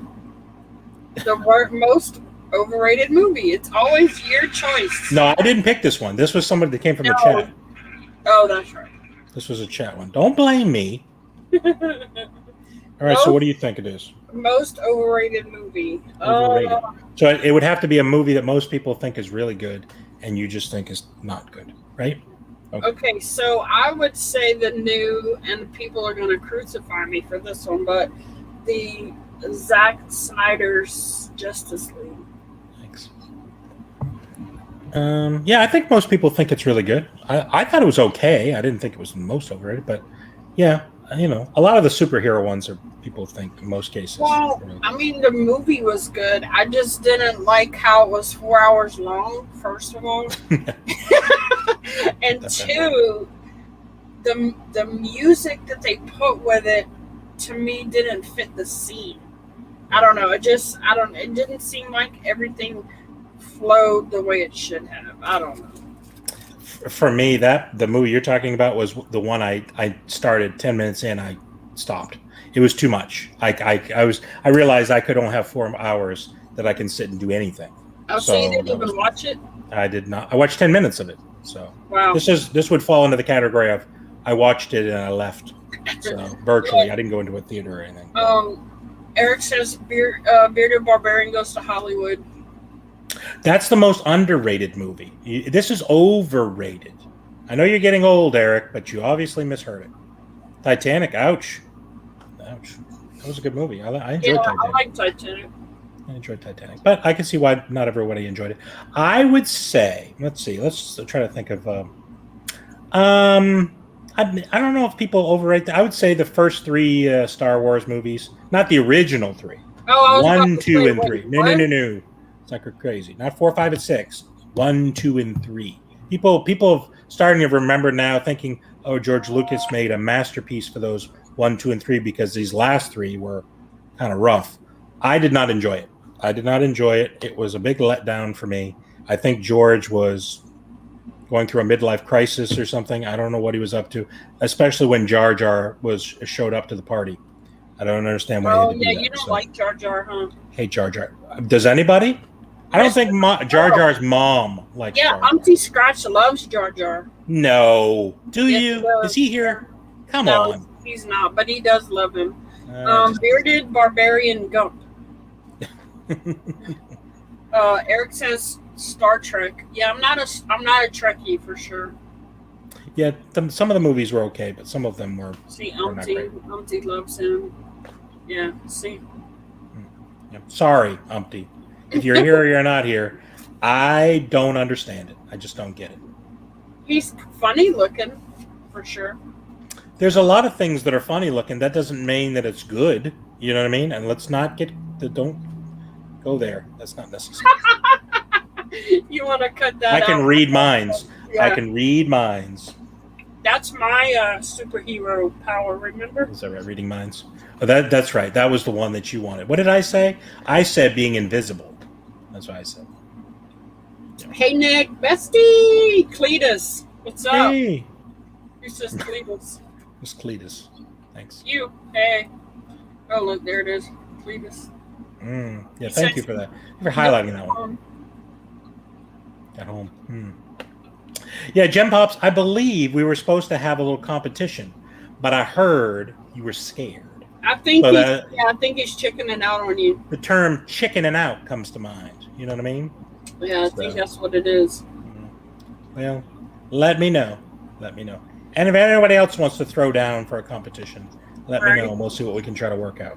Yeah, that one day he was like, "Oh yeah, we can do it. We could do it." And then now every time we try to plan it, yeah, he chickens out. So that's a shame. That's a real shame. Yeah. Oh well, maybe it'll work out sometime. Chicken out. Oh, he never chickens out? Yeah, okay. That's what he says. But then, does he show up? I don't see him here now. I mean, exactly. I mean, he's on the chat. But he just got here. Bearded Barbarian Encounters of the Third Kind, huh? That would be really good. Naughty wants to do something fun with you. That could, yeah, that sounds interesting. Just let us know. Let us know. Yeah, I'll commentary. I don't mind doing that. Come on now. Don't be lazy. That's just good. You need to get involved. Roll up your sleeves. He drove to Miami and back. What was in Miami? He probably went to go pick up Pops. He buys Pop Lots. Is that what we're saying? We're picking up Pops in Miami and other sundry things. All right, let's see what else we got on the wheel. All right, let's check out the wheel. There we go. Has Bearded Barbarian won anything? I win all kinds of things. Now, not recently. I did lose one challenge on Thursday, but that's the past. We're on to the future. Oh, Eric said he's down. Oh, okay. All right, Eric. Yeah, okay. Oh, finally, something I want to do. Favorite food. Favorite food. Let her rip. Hey, Agoo. My favorite food wins. You won a toilet trip. That's what he said you won. But we need to get one of those little rim shots. Yep, that's it. Good job. Like Chase. I won more than one toilet trip. I won a whole series. From here with his soundboard. Chase is good with all his sounds. As many sounds. My favorite all-time food is fried shrimp. And why is that? I don't know. I like fried food because, it's fried. Who doesn't like fried food? And shrimp. Shrimp's my favorite food, so why not put the two together? I like shrimp, but I'm not a huge fried shrimp fan. I mean, I like it okay, but... I like shrimp any kind of way you could do it, but my favorite is fried shrimp. So... that's good. Is there a particular place that you prefer to get your fried shrimp more than the other place, like a restaurant? No, not really. So you're just as happy with the fried popcorn shrimp that you get from the grocery. Is that what you're saying? Yeah, I guess. Mac and cheese is Nick's popcorn shrimp. See, she likes popcorn shrimp. He said it's good. She didn't say it was her favorite. Well, I mean, I prefer the big old fat shrimp, the big jumbo. The bay shrimp. The bay shrimps, yeah. Yeah. My favorite is lobster. Oh, and because I actually lived in Maine for many, many years. And I didn't live in an area that was near lobster, mind you, but I love lobster. It is amazing, covered in butter. So anything that you can cover in butter, it's good stuff. So have you ever had lobster mac and cheese? I have actually, and I was just thinking that I went to. And it's TGI Fridays. I think that's where it was. I went to a TGI Fridays, and they had a lobster mac and cheese, and I had very low expectations. Because TGI Fridays is pretty good, but it's nothing special. But the lobster mac and cheese that they had there was amazing. It was really, really good. I've been to TGI Fridays We had one here, and it was awesome. Shut down. I was so upset. Went to another TGI Fridays, and it was terrible. So I guess it just all depends on where you are, and it's weird because I've had two different experiences. Yes, I'm seeing the comments. everyone prefers a big fat shrimp. Sassy likes big things. You're right. Size does matter to me. Everything. Eric always makes it go there, doesn't he? Everything is amazing covered in butter. It is. You would love lobster poutine. It sounds good. I've never had poutine. I've had when I lived in Canada.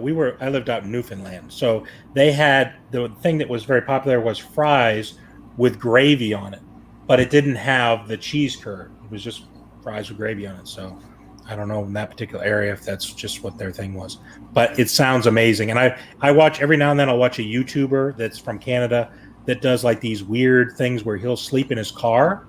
He has like a van. He'll sleep in his van and he'll go to different places, and he loves poutine. And I just watch it. I'm thinking, I need to make that happen one of these days.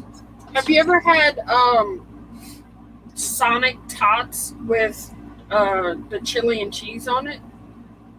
Yes. Yep. Really good. It's really good. JKL said you need lobster ravioli is good. I would imagine that would be good. I like, and I've tried a lot of things lobster related, but I find that I really enjoy like the lobster just pure, like the legs and the things. But it's so expensive. I mean, you'd break yourself nowadays. So whenever I would go back to see my grandparents, my grandfather would buy me a pound of lobster meat, which is super expensive. So and I felt bad that he spent that much money, but I ate it none the same. So. Right. You can cover a fried tarantula in butter. I would eat it if it was really good butter. It'd be fine. It'll fix everything. Same thing with chocolate or butter. You cover anything with those things, you can eat it. Well, hello, Adam Smith. I didn't see you chat before. He said steak. I love steak. I do too. The thing is tricky about steak, though. You can have some really good ones, and you can have some really bad ones. Oh yeah. So it's some certain foods. The preparation doesn't matter as much, but steak you got to be real careful. So. With my steak, I like to have a baked sweet potato and mac and cheese. Oh. The gooey, creamy mac and cheese. Right. Man, like that's the best. If you could give me a nice rare to medium rare steak, that's how I like mine. Bloody? You like it bloody? Oh no. No. With a nice pink is fine. Bloody is its own problems. With a nice baked sweet potato and then some nice mac and cheese. Oh yeah, that's a good meal right there.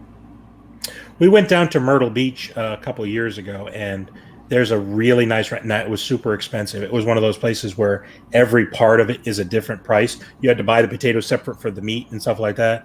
It was really good, but I almost had to take a mortgage on my house to pay for the darn thing. But I bet. It was nice every now and then. Yeah. Nadia said when you come to Montreal, y'all have to go for poutine. Oh, okay. There you go. Poutine. I actually lived in Montreal. I was 3 years old. 3. I don't remember that much. That was a long time ago. You didn't have to say long. You didn't have to. There's no need for that. It was a while back. Barbarian and chill. He does not need any help going to the bathroom. Oh, Barbarian and chili. I'm sorry. Yeah, no, that is true. Anything that's got like a tomato-based thing, I have to be very careful of the time. And I'm a bit like a gremlin, where you can't feed him after a certain period of time. I thought you were going to say you were a bit like a grandpa. No, I'm not at all like a grandpa. I'm like a cool uncle. I'm more of a cool uncle. You're a funkle? I'm a funkle. I'm a funkle. Exactly right.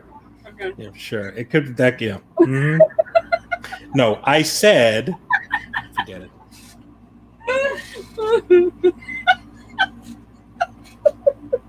There's no recovery from that.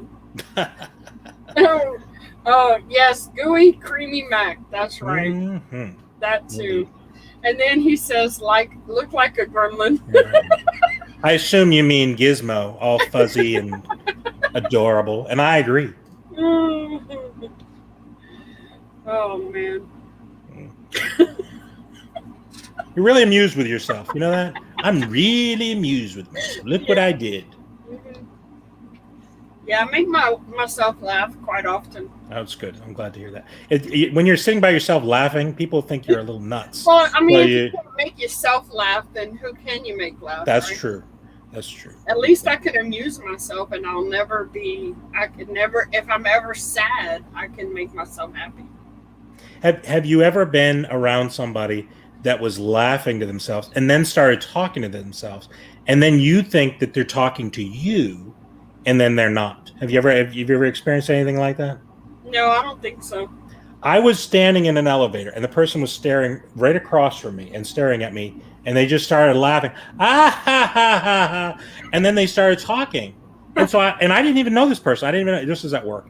And I didn't even know this person. I was thinking, well, maybe they know me from something. I don't remember. So I started talking back to them, right? And they had kind of a puzzled look, and they kept talking, but it was like in another, and it was just a long conversation. And then I realized, I looked over, they had an earpiece in. And I was like, oh my God, this is so embarrassing. So now, whenever I see the person at the office, I just kind of go the other way because it's so embarrassing. Oh, yeah, we can't have eye contact. That's funny. Yeah, it was disturbing.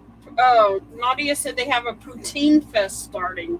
Oh, now that's my kind of fest. That's my kind of fest. Do you like BBC eating challenges? Depends. I see what you did there. Bearded Barbarian, the new batch.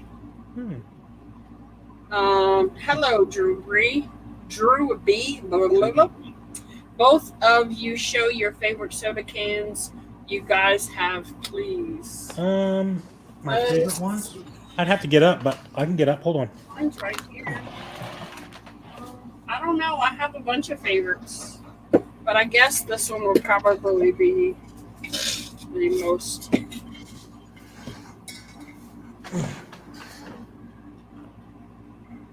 We got. Oh yeah, he's cool. I never got that one. Daggone, did I? No, I never got that one. Do you have this one? No, I don't. I believe, if I'm not mistaken, he's the most valuable soda out there. Yeah, I'm sure. I only have one of the Freddy sodas. It's the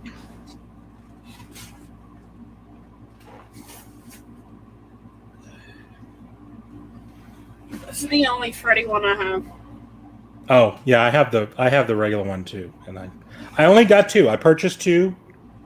I was like, "There's no way I'm going to pull a chase," and the second one I opened, it was a chase. So I got very, this was a gift from Hidden Funko. Oh, okay, yeah, that one's pretty valuable, but that's probably the most valuable like regular one. Maybe not $70. Yeah, just for Yeah. Well, there's only 5,000 total of that particular one. So yeah, that was cool. So. Bearded Barbarian, my dog is growling, but only sound in the house is you talking. Where at in Myrtle Beach? He's going this week. I got to remember the name of it. I don't really remember it. It was like 99. It was a number. It was like a, I don't know, like 99 Club or something like that. I'll have to remember. It was really, really good. But it was, the truth, it was probably just for my wife and I don't know, a couple $100. It was like $200 for, wow. We each got a steak. We each got a potato, maybe some mushrooms, and like shared a dessert. And it was like $200. And I didn't even drink any. Like a lot of times when you go out to eat and you drink a lot, the bill really racks up. I'm not a drinker. And my wife maybe had like a Cosmopolitan or something. We're not real big drinkers. It was quite an expense. But it was probably the best steak I ever had, too. So at least it wasn't bad. Eric says his is the Stanley. He just pulled the Chase Stanley, by the way. Did he? Yeah, I never got that. I never got that soda. That's a cool one. That's a real cool one. I have one coming. I have a common of it, but I have an unopened one coming to me. Oh, that's cool. Lucky, where you get Freddy sodas. Mine was a gift. I don't know. where you can get them I just now. ordered. I mean, yeah. From Macari now. That's This. I mean, there was another one since. I don't know how many was on that run, but this one I just ordered. It was on the Funko shop, I think, and I got in super quick and got 2 of them, and that was that. So JKL said, picking your favorite Funko soda is like picking your favorite child. Obviously, it's your first. Is there? I'm a baby. That is, my parents would never say that. I'm the favorite. Number 2. I can't tell you who my favorite child is, in case they're watching.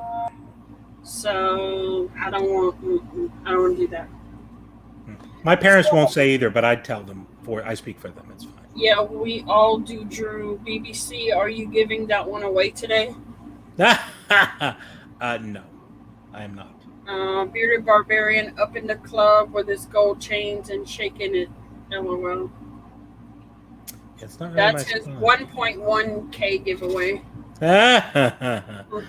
No, I can't. Let me check over BBC address. You can pick it up. You gonna dox me now? Is that what it is? Are you trying to call me out, Nick? I think Nick's trying to call me out. He is. Ouch.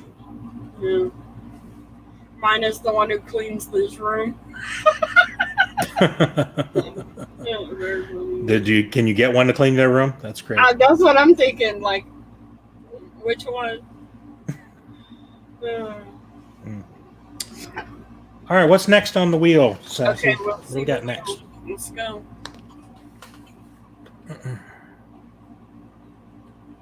It's an act of Congress to get it up. I see that.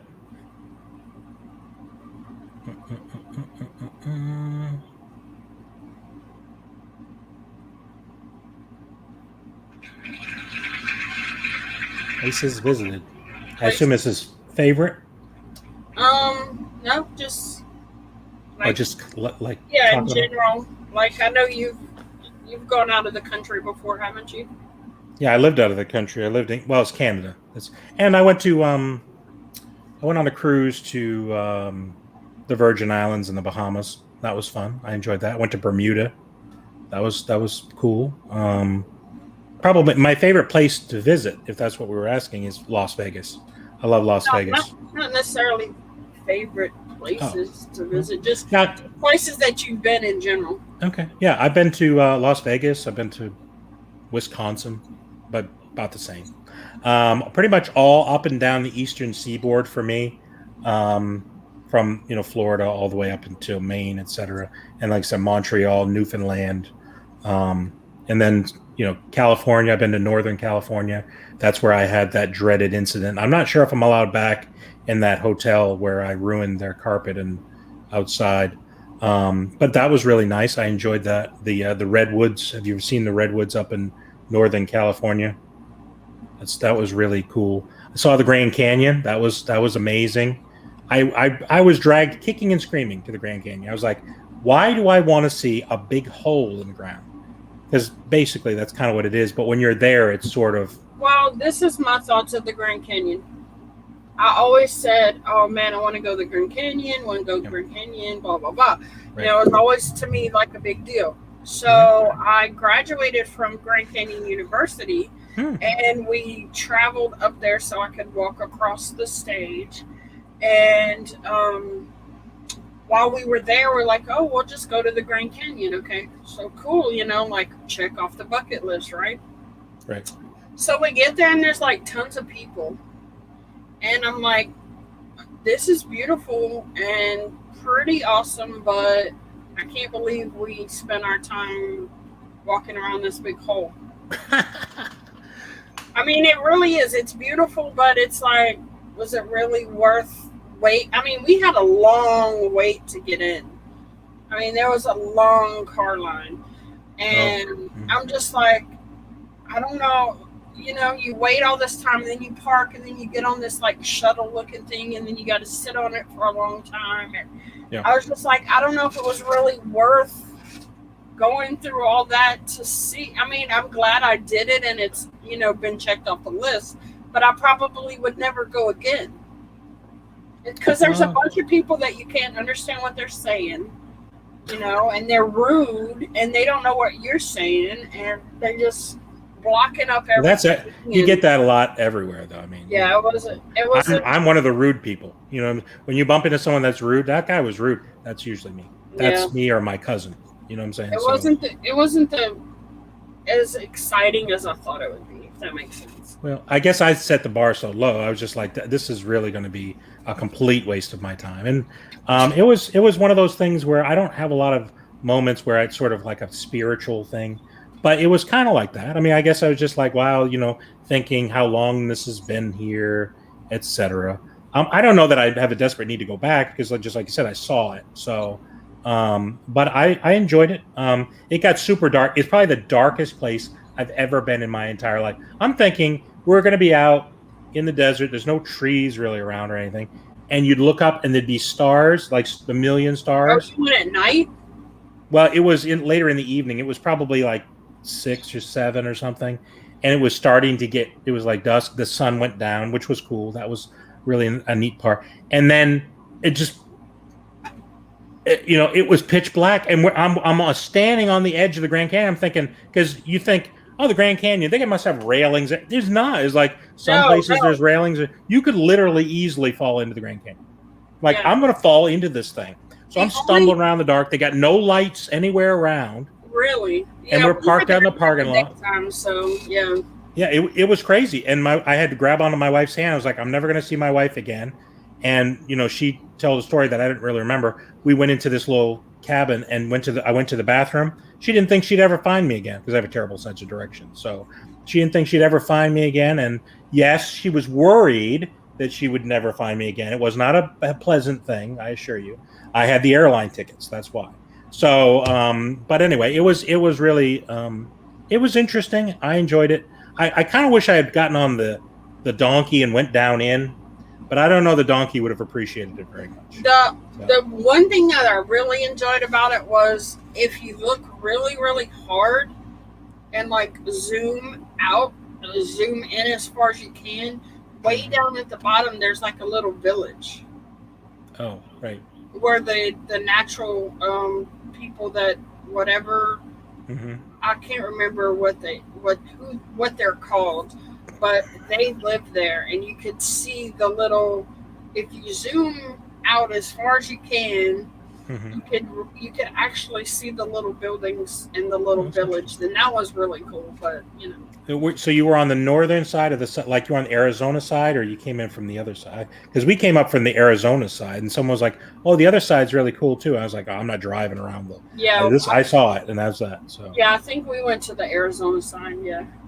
Because we came in from Las Vegas. We went to Las Vegas and we're there for the week, and then we decided to drive up. And back in those days, you could actually drive over the Hoover Dam, and now you can't. It's like a separate bridge now that you have to go. We came from New Mexico. Oh, okay. We came from the other side. So Eric says the Grand Canyon is like the New England Patriots, big holes everywhere. Right. There are big holes everywhere. That's true, Eric. Nadia said that she went to the States for the first time in 2013, and New York was the first state she went to, and she loved it. Yeah, New York was nice. The best time for New York is Christmas. It's where they have all of the lights up. It's beautiful there. I went in summertime. It's very smelly. It was a little too smelly for me in New York. Robert said he used to call his ex-girlfriend the Grand Canyon. She had a big hole, and everyone has seen it. Oh dear. How many story centers around the bathroom at BBC? I wonder. I try. It's like a dog. He tries to mark his territory by peeing everywhere. That's kind of the same thing. Right. I try to go in the toilet though, but not always. Nadia says Ontario is an amazing place too. I love Niagara Falls. Toronto is amazing. She is even ate at the restaurant in the CN Tower. Yeah, the CN Tower. We were very high. That's true. I went to. I've never been to the Niagara Falls. My wife really loves waterfalls.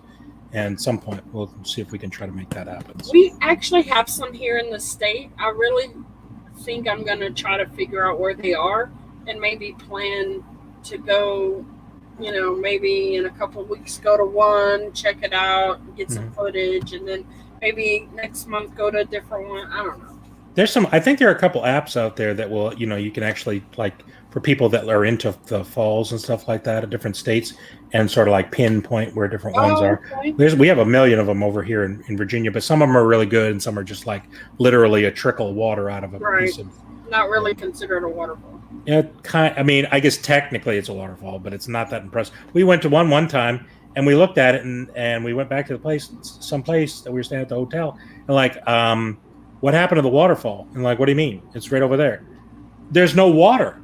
And like, oh, this is the dry season. Oh God. So you're still calling it a waterfall? And like, well, when there's water, it falls. Okay, so you just picked the wrong season. So there you go. Hello, hi there, you two Funko Pop stars. Meloyan Davis, how you say that, BB? I'm not familiar with. Meloyan? Meloyan. Is it Meloyan? Meloyan, maybe so. Well, we appreciate you stopping in. Hang out with us. That's beautiful. There's a cool place called Clifton Hills. It has some awesome attractions. Nice. Hey, Teresa. She says hey again. She called you a goober. Yeah, she always does. One of my favorite places, I don't know if you've ever been, it's called Ruby Falls. Yes. Isn't that amazing? It is. It's amazing. So we've gone to Tennessee. Right. We've gone to, it's Chattanooga, actually. We've gone to Rock City several times. I love Rock City, too. Have you ever been to Rock City? Yeah, top of the, yes. Yeah, where you can see, like, a number of states by looking at that one ledge. Yeah. Hey, Horror Collector Fiend. Hey, Anthony. So I've only been to Ruby Falls once. I really do want to go back again, though. It's really cool. So you go into this elevator, right, and you go down. How many stories do you remember? I don't, but you can't. I didn't think this thing would ever stop. I was like 13 stories, maybe. It's something like that. I went with some other folks that were like, "Yeah, I'm a little claustrophobic." I'm like, I'm not too sure this is really going to work out for you, because there is a pathway that you go in, and if it's the place I remember, it tightens and tightens and tightens, and you get in there real tight. Well, and they got to a point and they had to backtrack. Well, our tour guide was like, it gets narrower and narrower. And that's always been just like a running joke, because we took our kids. So we did it as a family trip one year, I think for Christmas time, maybe, because for Christmas we take trips every year, or we try to. And that was one of his things, was he was joking around. He's like, watch out, because it gets narrower and narrower. And we just, that was the funniest thing. But so you didn't get to go through the whole thing? No, I did, but some of the party had to backtrack, because my dad was like, I get a little claustrophobic. And I was like, I never really gotten claustrophobic, except then. I started to feel like, well, it wasn't. How much tighter is this? Because I'm kind of a bigger person. Tight could, for a skinny person, might not be as tight as it is for me. So I'm just like, I don't know. It wasn't tight for long, though. You got past it fairly quickly. Well, when I'm going in, I was like, I don't know how much further this is going to be. He was like, oh, it's fine. Once you get around this, we're okay. So, but yeah. All right, hold on. Let me make sure. Yeah, I enjoyed it. I had a lot of fun in Chattanooga. I want to go. Nice. I love Chattanooga. It's like one of my favorite places to visit. We've gone to the aquarium and all that stuff. The aquarium, actually, I think is that one. Is it that one? It took us like 4 hours to get through because it's so big. Hey, BK. Yeah, I'm not sure if I went to the aquarium there. I've gone to a lot of aquariums.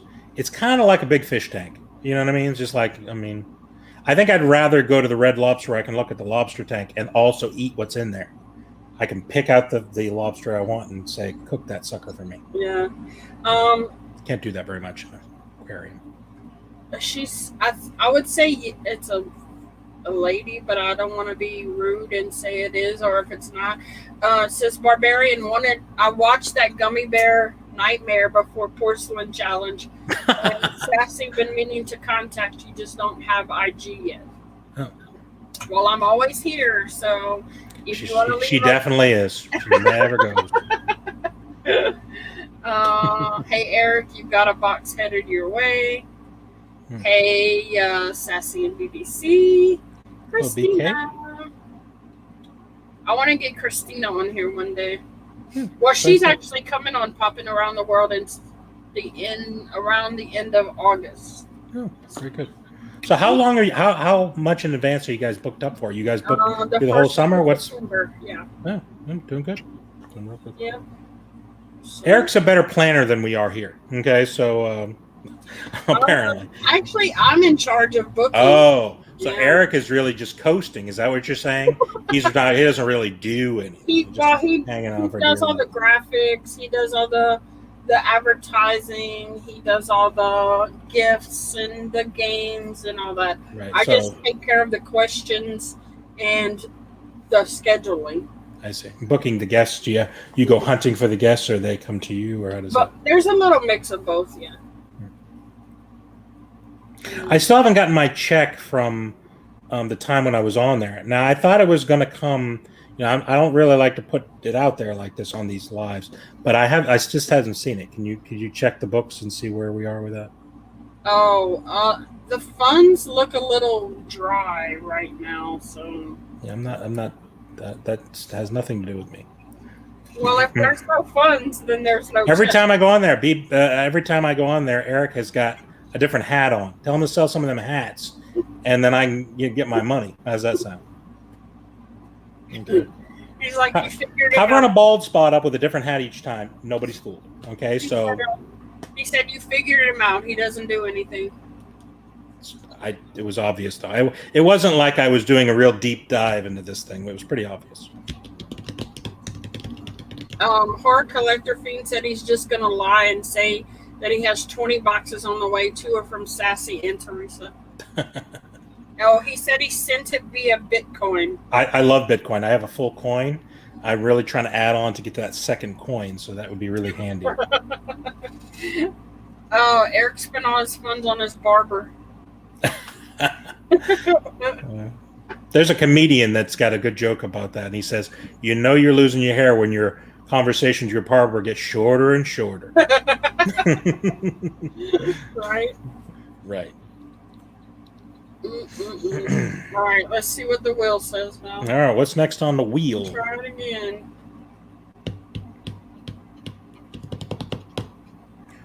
Do.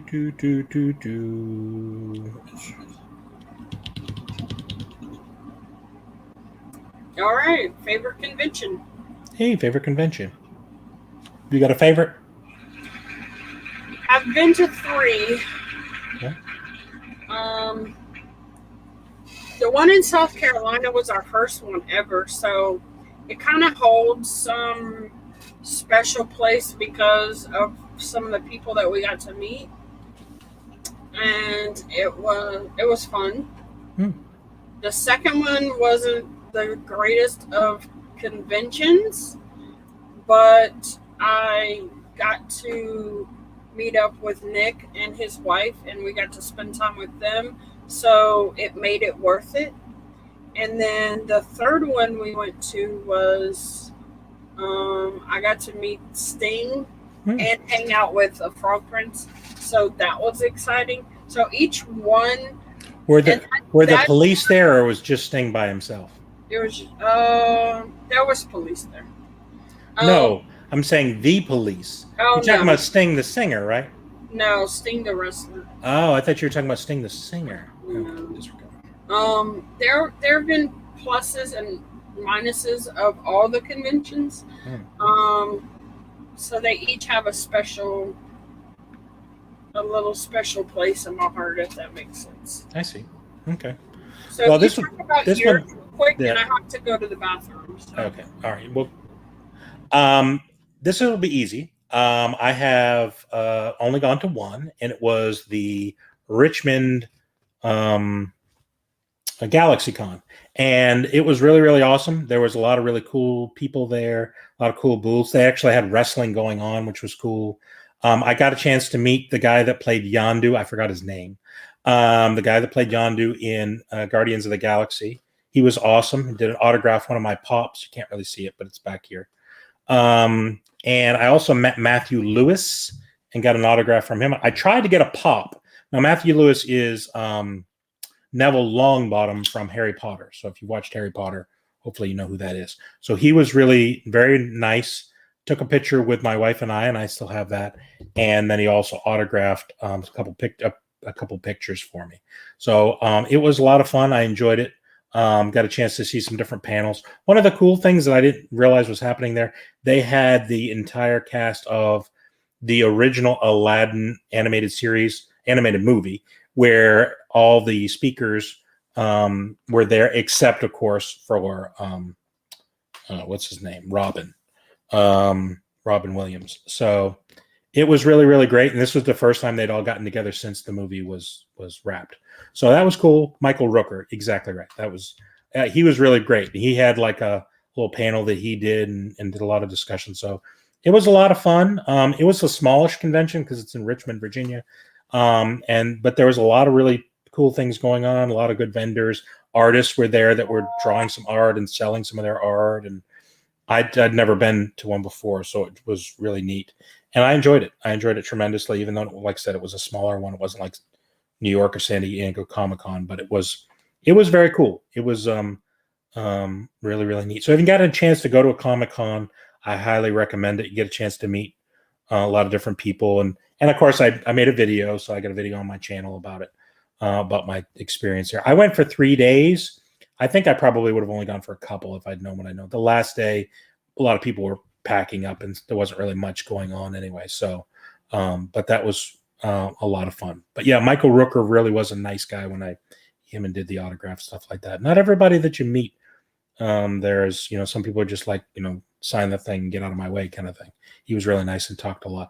Matthew Lewis the same way. He was just really a nice guy. So I was looking at Raleigh Durham GalaxyCon because it's also that GalaxyCon thing, but they're supposed to happen. I think it's the 29th, 30th of July, and then July 31st and the 1st. There's like 4 days, but I didn't really see a lot of people that I was interested in getting an autograph from. So I'm not really sure. I'm not really sure if I'm going to go. I'm sort of on the fence a bit back and forth on that. So we'll see. Maybe more people will sign up. I know William Shatner is going to be there, and that would probably be the one that I would want to get. But I've also heard that it's not always the most fun meeting William Shatner. He can be a little rough around the edges. So I did not yell "Bearded Barbarian" to him. I assure you of that. I was going to see if I could get him to, say, hey, when I met him, see if he'd do like a little video clip. But there was so many people in line. I didn't want to hold up the line anyway. So, but it was cool. So yeah, that was a lot of fun. I'm looking forward to other opportunities to go in the future. I was thinking about also trying to go down to Florida to the one that they have there. I forgot the name of the con that they're having. But yeah, I don't like a lot of crowds. That was probably the biggest issue for me. There was just so many crowds, especially the first day. They're bumping into each other. And when I record, sometimes recording in public is always its own challenge. I feel, kind of weird about recording it. But the more you do it, the better you are at it, the more you enjoy it. So there are a lot of people there recording, so it was no big deal for sure. Look who's back. Oh, it's like a lake outside. There's so much water in my yard. Is this from you going to the bathroom? No, it's because it won't stop raining here. It's been raining. You came back from the bathroom and you said there's a lake outside. I had to jump to the conclusion that you created this lake. Is that inaccurate? No, it is inaccurate. We have been having rain for the last, almost every day, probably for the last month at least. And our yard is like a big lake almost. It's soaked.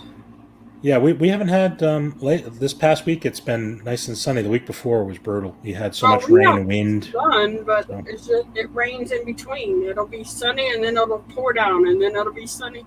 Like a while ago, it poured for like a good 5 minutes. Well, got to be careful. It like poured so much yesterday, we almost flooded. because it came down really quickly and really hard, and it was starting to flood. Well, we live like sort of on a lower part of the street, like the people on the upper part of the street. When we get rain, it lands in their yard, and then not only did we get the water here, it sort of like runs from one yard to another, all the way down the road. So luckily we're not at the end of the line, but it always just like a river running through the backyard. So I know, I feel bad for the guy next door, because like it'll flood really easily here, but in no time all the water's gone. His poor yard, I feel like it always looks like a lake whenever it rains. Well, the neighbor in the back was apparently with some man showed up in my yard at my back door. I have a camera back there, and I didn't know who it was, so I didn't answer the door. And he banged on the door. Some older man, and he came back one day, and there was some of the my wife's family in the backyard, and they were talking to him. I was like, I wonder what that's talking about. And it was the guy behind us that I don't really know. And our pool, when we get rain, we get so much water in our pool, we have to get some water out of the pool. So it goes underground. We didn't pipe any of this. It was all piped before we got here. Under the ground, and it goes and it points at the neighbor in behind us yard. So underground. And so when we do the thing, we turn it and just to let a little of the water down so it's below the skimmers. It's an in-ground pool. And it will flood back. So much water in the pool, it'll flood the whole thing back there. There's nothing I can do about it. I mean, what am I supposed to do? So he came over and he was all bent out of shape about it, I guess. I don't know. But there's nothing I can do about it. I didn't set it up that way. So what do you mean you time it to let some of the water out? If it's an underground pool, how do you do that? Well, there's pipes underground that go and feed in. Like there's, there's a pipe that goes out to flush out the system. Because there's a sand filter and things like that. So, So when I filter the stuff, it goes into the filter, and then I can let it out. Or it can just go directly out when you just turn this little valve. It just, yeah. It's a lot of piping I know nothing about. All I know, it's underground, and it floods that area, unfortunately, whenever we get a lot of rain. So he gets a lot of rain, and then I flood more water into that. And he wasn't having it. Well, he is having it because there's nothing I can do about it. He just was bent out of shape that day. But we haven't gotten a lot of rain since. So he probably just thinks that we're being easy to get along with, when in reality, we just don't have any water to put back there. So they said invite him to go swim. He was a much older person, and I don't think he would do very well in a pool. So. You don't think so? No. All right, let's see what we got left on the wheel. I think we only had like 2 things left. So all right, let's see what we got going on.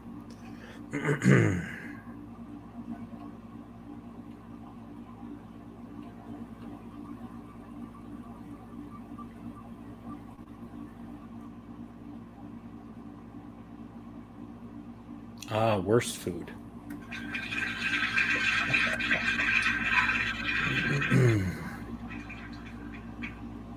So, worst food we've ever eaten, or what do you think?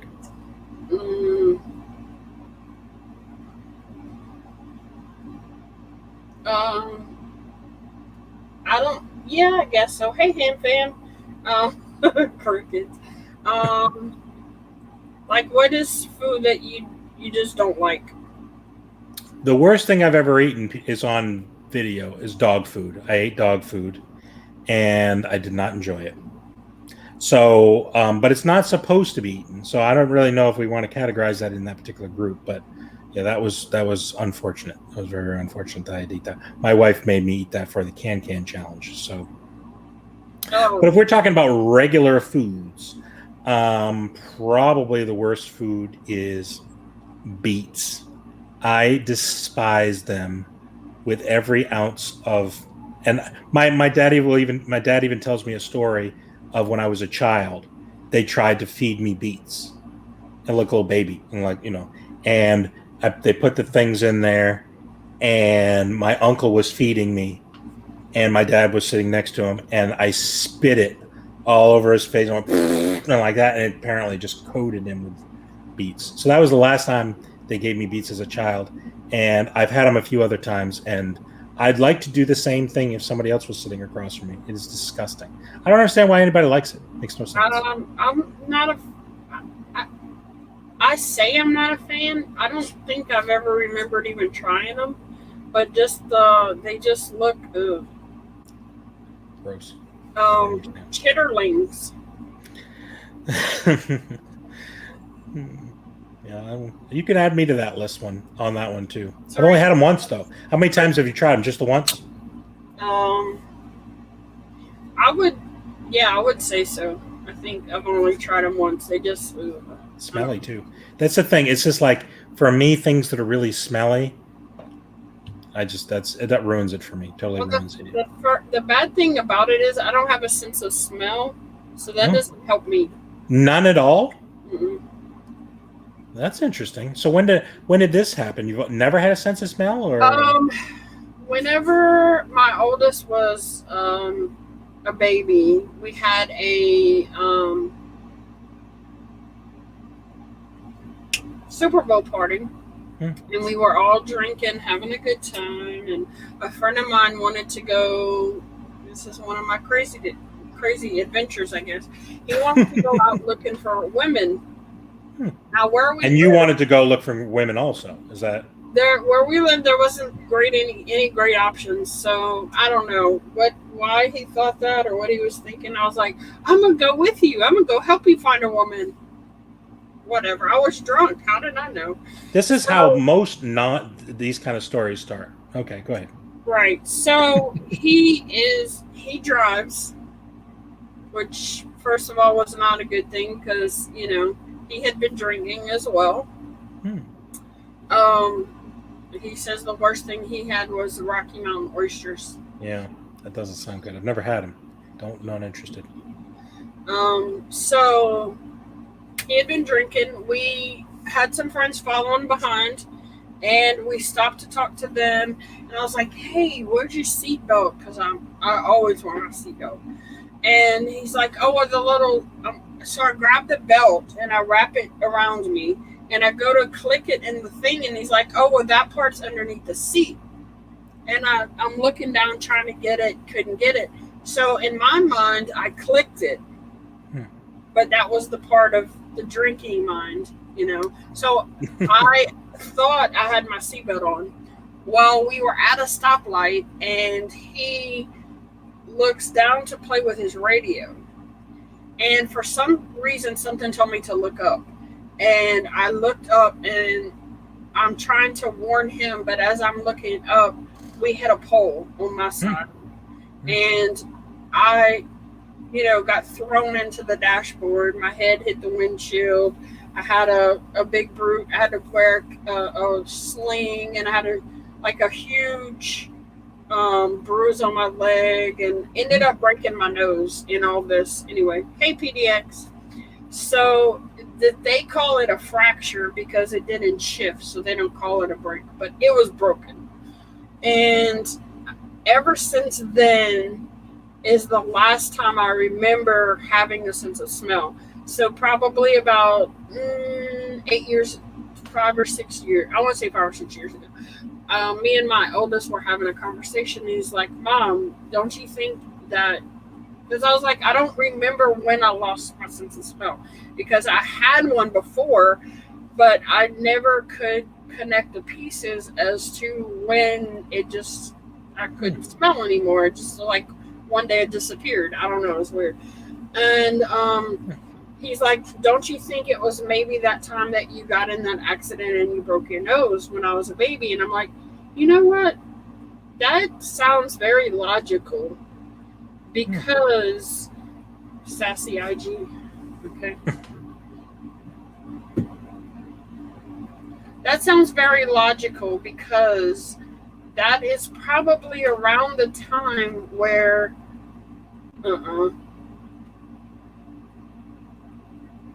Why do I have this picture? I don't know. It's a cute picture. I don't know who it is, but it's a cute picture. That is probably around the time where I stopped being able to smell. So connecting the dots, all in all to say, beets. Beets. He sent you a picture of beets? Yeah, a kid with beets, a beet face. I'm sure.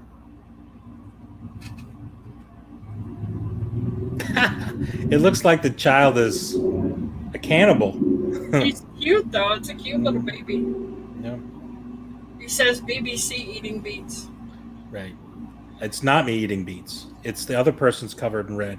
I put them in my mouth and they didn't stay there long. So I'll connect the dots, and that's about the time that I lost my sense of smell, and I have not been able to smell since. No, that's interesting.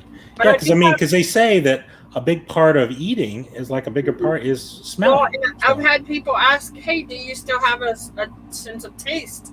Since you lost your sense of smell, do you still taste?" I'm like, doesn't it look like I had? You know, because if I couldn't taste, then I could eat healthy and it wouldn't bother me. You know, I could eat cardboard salads and stuff that has. So you still have a sense of taste. You don't think that the sense of taste has changed, or it has? No, it hasn't at all.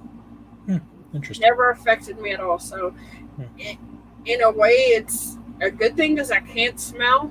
But I do have. It's weird because I do have sensory smelling memories from when I was a kid. Right. Because I would go to my great aunt's in the summer, and she had this pantry. Oh gosh, I smell it right now. It's crazy. It's a joy memory. You don't smell it. You just remember smelling it. Is that what you're saying? It's a memory trigger, I guess. She had this pantry where she kept all her food, and she always had Frosted Flakes. And she would fix me Frosted Flakes with cut up bananas in it. Well, the Frosted Flakes has that smell. And every time you would open the pantry, you could smell the Frosted Flakes. And every once in a while, I remember that smell comes to mind. And every once in a while, I can smell peaches, which is weird. I used to love to eat peaches, so I guess that's. And then every once in a while, I can smell fries. But now, if you give me essential oils or something that has like the menthol in it, I feel it, but I can't smell it. It's the weirdest thing. Have you spoken to a doctor? Do you think maybe there's a blockage or something? You can get something through. I don't know. Years ago, I talked to a doctor, but nobody really did anything. No. Yeah, I mean, I don't like because I don't like smelly things. Like I'm not losing sleep over it, so. I mean, it happened 24 years ago, so. Yeah, so it's maybe a little tardy on that one. So when did this happen? 24 years ago. I just didn't get around to it. I'm still alive and kicking and happy, so I mean, it doesn't matter. I'm okay with not being able to smell. Yeah, for me, those are some of the it brings the most vivid memories for whatever reason. I'll smell something and it instantly brings me to you have those sense memories. It brings me to a place where either good or bad. For whatever reason, so maybe a blessing there, BBC in a hotel. Yeah, having that sense memory, it's brought me to some dark places as well. So, well, I mean, I've gotten out of having to smell dirty diapers, farts, throw up. So, I mean, you know. Do you know how I got out of smelling dirty diapers? By not having a dirty diaper anywhere near me. Wow, that's how. So, I mean, I'm okay. I mean, I've made it this far without it. I'm okay if I don't ever smell again. Hey, there you go. All right, what's next up? Do we have one more? Yep, we have one more. It was I don't know if there's a need to spin it, but I guess we could just read. Bucket list. Oh, bucket list. What's on your bucket list? I would definitely like to go to Hawaii. Okay. And what would one do in Hawaii that you're desperate that it has to go all the way to your bucket list? Not necessarily desperate, but I mean, I've pictures I've seen. It's beautiful. The beach. I don't know. Okay. People always say how beautiful Hawaii is. So. Yeah. I mean, I've never been, but I've heard that it's really, really nice too. I went to Bermuda, which is, to me, it's similar. I think I've got it covered. But if I did go to Hawaii, I would be very happy. I don't know if that's on my list. Comics on the Edge. Hello. Hawaii doesn't want visitors right now. He said COVID is rampant. Oh, yeah. And well, I wasn't going to Hawaii, so it's okay. I also would like to go to Ireland. And she said it was on her bucket list. That doesn't mean she's planning on dying soon. Right. So, you know, I think she's got a little bit of time. I mean, it's not imminent, is it? Is it imminent? I mean, no.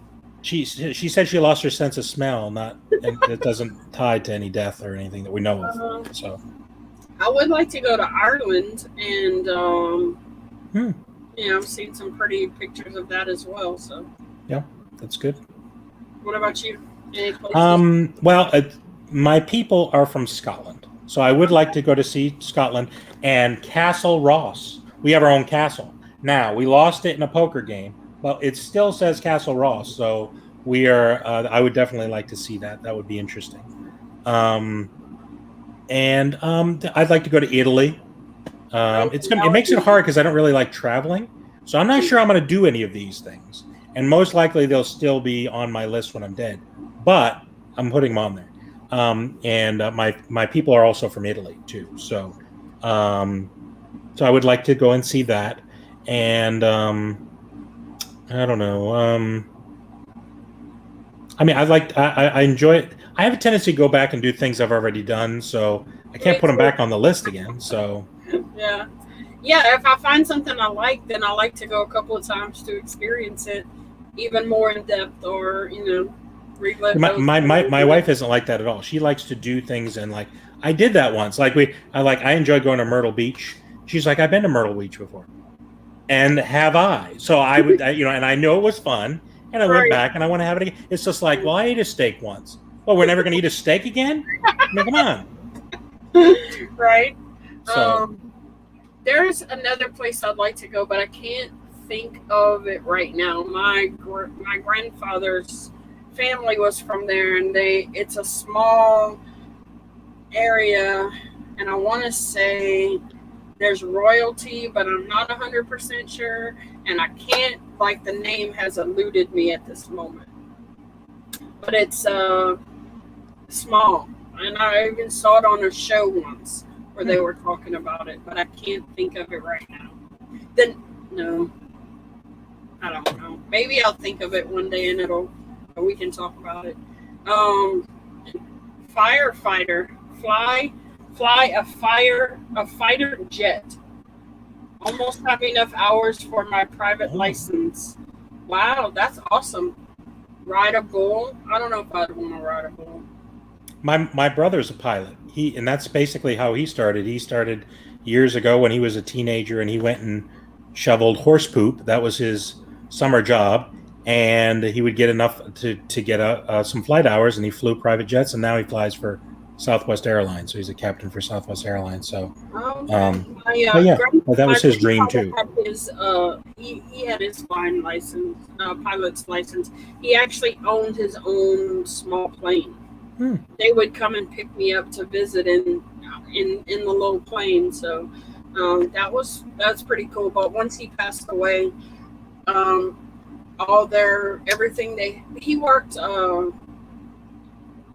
for, I want to say maybe an oil company or something in Saudi Arabia, off and on for many, many years.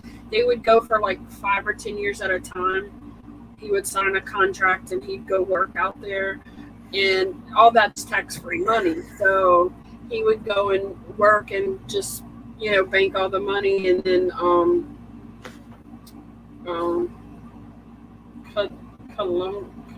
Caledonian Canal. They're in Myrtle right now. Hey, there you go. You live in Myrtle, or you just vacationing? If you live there, if you've got a room, right, let us know. I could be an unwelcome guest, Right. So they would go for years and years at a time to Saudi Arabia, and he would work, and then they would come back for maybe a couple of years, and then he'd go back again. So they had they had a house, a 3 or 4 bedroom house on the lake up north Louisiana. He had an airplane. Eric says he has an Aunt Myrtle. So once he passed away, though, they sold everything, put it into an account, and put my grandmother on a fixed income, because she never took care of anything. My grandfather took care of everything, so she didn't know what to do and they were afraid that she would like spend it all because he would just give her money and say, "Go do whatever you want."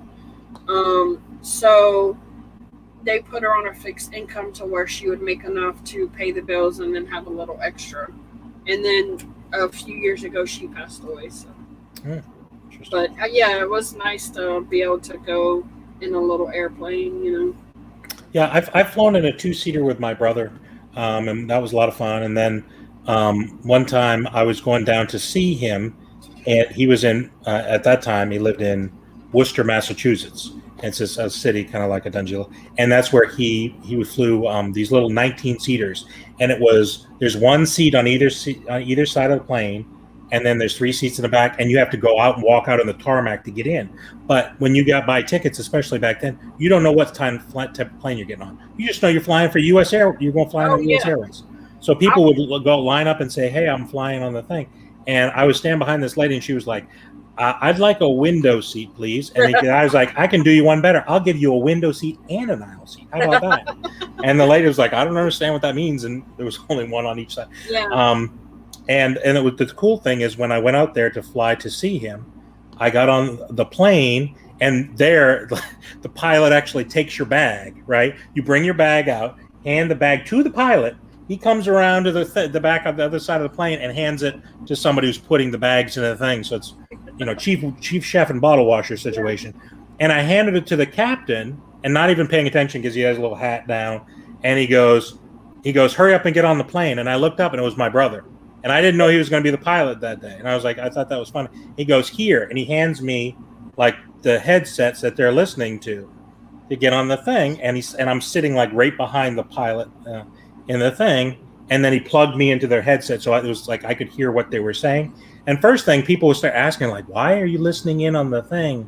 And people were like asking, and I said, "Well, I'm an auditor, and I'm supposed to be auditing the plane, making sure they're doing the things I just thought that was funny. But if you hear what these pilots are saying in the front of the airplane, you would be horrified that these people are flying your plane, because they're just a bunch of jokesters and just like a bunch of teenagers up there and like, "Hey, this is cool. Let me do this." And it's just like, I don't know. They were doing it for my benefit, of course, but my grandfather, he had a 4-seater plane.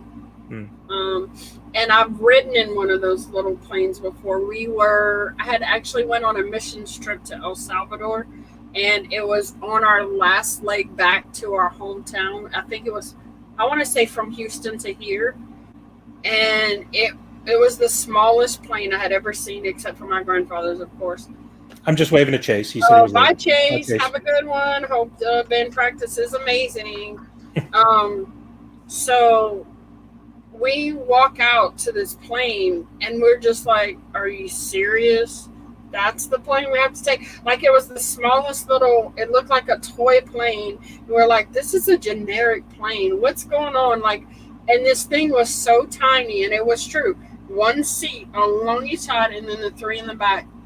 Well, of course, I had the back seat with this lady who had a cat, and she let the cat out of the cage during the flight, and I'm just like, who does this? Like, who's allowing this lady to take this cat out? You know, and she's like taking over half of the seat, and I'm barely like sitting here squished the whole time, and this cat is out, and it was just like, it was like from the Twilight Zone almost. I'm like, it was crazy. It was the craziest flight I had ever been on. We were like, we're never flying on this thing again. It's just like shaking more. Oh yeah, it's so scary too. I mean, it just those little planes, because I mean the wind blows and it's just like you're all over the place. Right. And, it was bizarre. I tell you what, it was the craziest flight I'd ever been on. The thing that was funny, as I was talking to my brother, is they don't pay the pilots anything. I mean, they fly those little planes. They're literally paying little to nothing. So my brother was like an assistant manager of the movie theater at night. So he'd go at night at certain nights and then go in. And I was like, you know how horrified it would be if you went to the movies one night and the guy who's selling you tickets and giving you his popcorn is now flying your airplane. Right.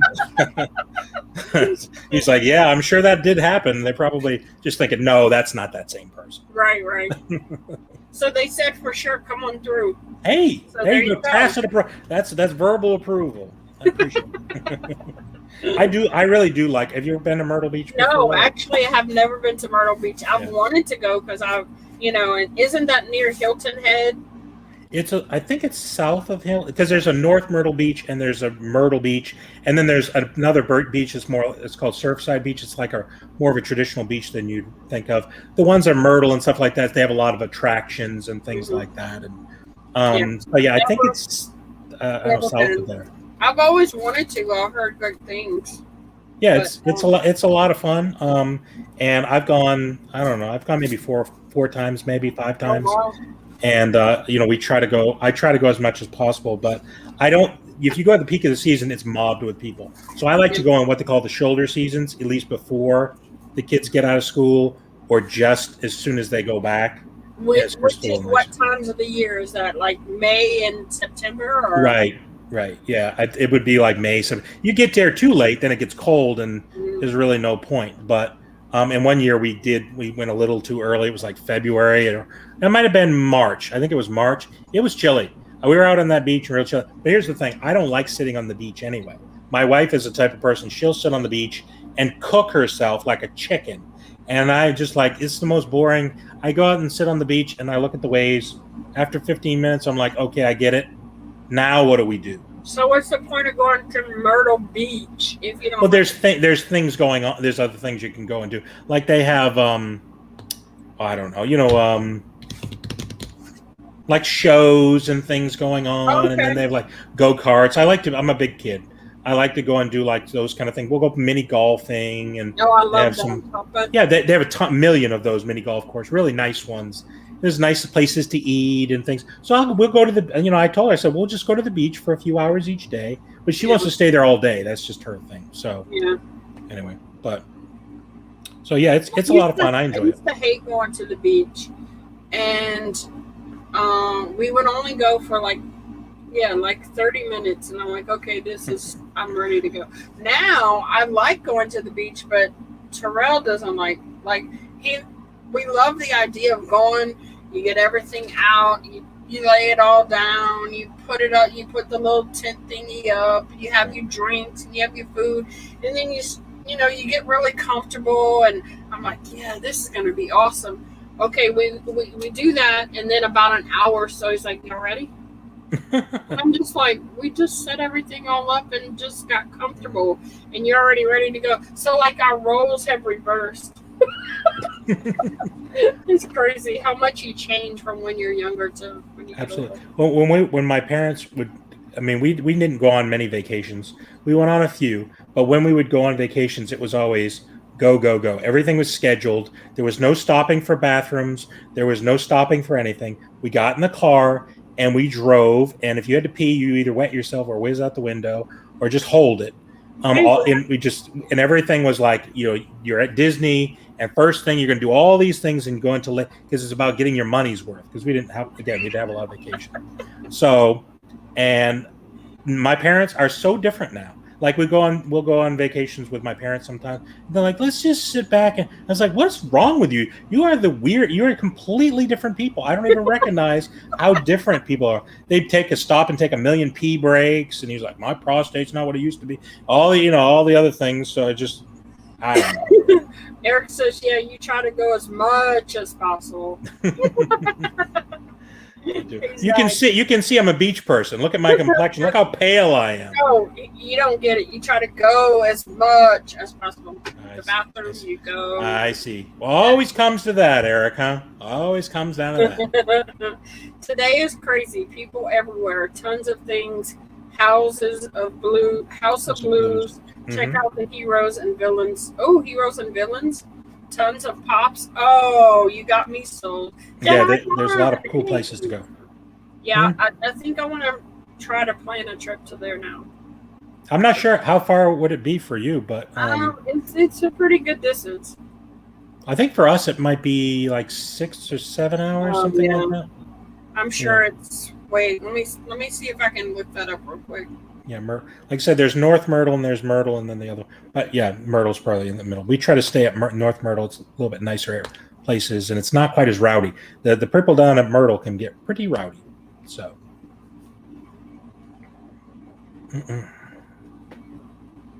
House of Blues is really cool there, and they We have a have House of Blues in New Orleans. Oh, do they? Yeah. No, that's right. I think I went to there if I'm not mistaken. So it is a 13.5-hour trip for me. Oh dear, I didn't realize it'd be that far. It definitely have to be a longer trip. I have a timeshare, so I always try to not there, but I have one in Massanutten, which is in Virginia, and I switch it out from time to time. So John said, "Nice haircut." Hey, thank you. Yes, my wife normally cuts my hair, which is I don't think is a great idea, but she advised me to go to a barber this time. She was tired of dealing with me, so I found a barber and they chopped all my hair off. I got a summer do. So people think it's a wig. It is not a wig. It's just great jeans. Okay. Zach says, "Gotta move fast like BBC at the end of TNB video. Speedy Gonzalez has got nothing on him." Yeah, at the very end of the move, at the end, in addition to losing the challenge, about 15 minutes before the end of the video, we were sitting there and just kind of wrapping up, and he was just blah blah blah blah, and I was sitting in this exact spot that I'm in right now, and I just sort of leaning forward.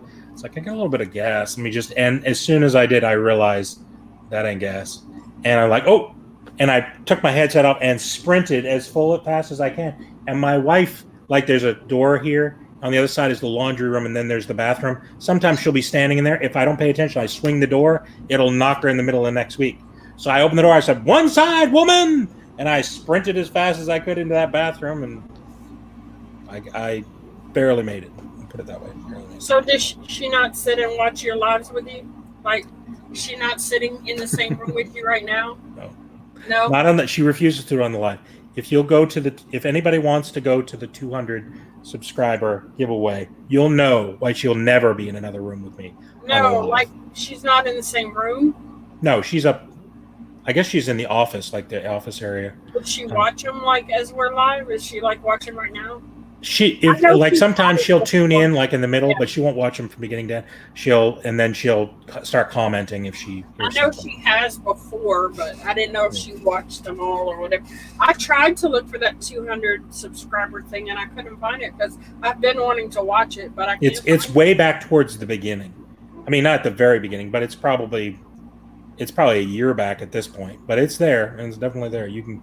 Check it out. And it's tough to watch. And I've watched a part of it, and then I refuse. It's the only thing I refuse to watch on my own channel. Everything else I've seen once or multiple times before because I like to critique myself and pat myself on the butt. That's a good job. That was a great one. You know what I'm saying? So some people are like, oh, I didn't want to see myself. It's so wrong. No. I love watching my channel. It's wonderful. He won his 1K, your 1K mystery box. So looking forward to that box. He can't wait. Who did? Eric. He did not. He didn't win.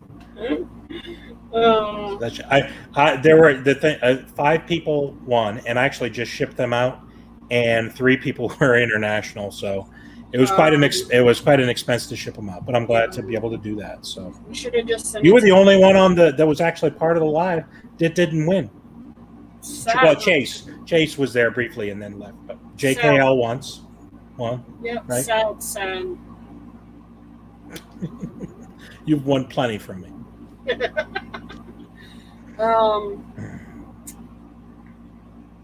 So yeah, being that the youngest is older, we can kind of take trips now without them. So that's nice too.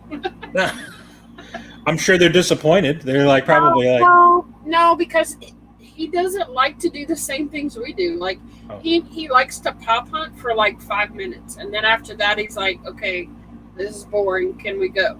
You know, we like to go antiquing. We like to go to thrift stores. Any place there's a pop, we like to go and see that. We like to go to flea markets. We like all that kind of stuff, and he's just like.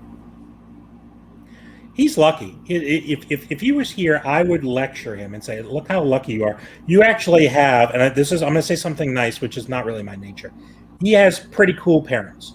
Because if my parents did that when I was on vacation, I would think they were awesome. My parents, when they took me on vacation, my dad is an Episcopal priest, Every time we would go, we would visit every church. And like, it's not even Sunday. I want to see. He wants to see the architecture. So we're going through the church and looking at this, and that's not right, and this is how it's supposed to be. I'm like, please. And we would go and do these things. And then we would go to a museum, and we're trying to learn something. I was like, I learned in school. I don't need to learn on my vacation. We go to every museum. We go to see every monument. And, hey, look at this statue. And it's just some random person I never heard of. Loves museums. Huh? My son loves to go to museums. Then he's welcome to go with my parents, because I am not doing that. I refuse to do stuff like that. I remember when we first moved to Virginia, my dad couldn't wait to go, and we went to Williamsburg, which is actually pretty interesting. But it's basically like a living museum of what happened in the colonial days. And they brought me through this place. It's 9,000 degrees here in the summer and super humid. When you're coming from Maine, that's lucky to get 75 degrees with heat. And we're going through this place, and they got a roaring fire. I'm just like, I'm literally going to pass out here. You people are out of your mind if you think this is interesting. And this dragging me from one historical place to another. I've got a good story to tell. My mom's not going to appreciate it, but this is a true story. We went to Mount Vernon, which is a northern part of Virginia. It's where Washington's birth was. It's his birth home. And it's just like, we had gone to a million historical places. And Virginia is the probably most historical state in the Union. It's just what it is. So. We went to a million different places, and my dad pulled up. I opened the door. It 95 degrees, 80. I said, I'm not walking around here. Just leave me in the car and go. And my dad said, get out of the car. You are getting out of the car. And I said, no, I'm not getting out of the car. I'm absolutely not. And I said, I'd had enough. And my mother, who is a very sweet lady, she would never raise her hand to anyone. She came around the car, opened the door, and grabbed me and tried to pull me out of the car. And I'm pulling back like this, and I have the door, and she's standing in front of the door, and I pulled like this, and she leaned forward and boom, punched me right in the face.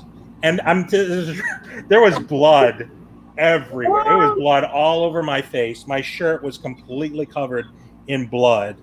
And we're just like, and my mother was horrified. And she got back in the car and closed the door. And my dad looked at us and like, now what are we going to do? Because we'd driven 3 hours to get here, something like that. I'm like, now what we're going to do? I'm like, y'all can go. Are you going to take me anywhere? I'm covered in blood here. And, and I was planning on telling whoever that they'd punch me. So they're like, well, I guess that's it. And to this day, we've never seen Mount Vernon. And my dad thinks it's funny because he likes to talk about the battle at Mount Vernon. It's one of the bloodiest ones in Virginia. It really was. But it was. What my son does. If he doesn't want to get down wherever we're at, he's like, I'm staying in the car. I'm like, okay, bye. Well, my parents weren't having it. They were not having it. I was to learn that day. I learned something. I didn't learn what they thought I was going to learn. But look, we need to get BBC's Mama popping around the world.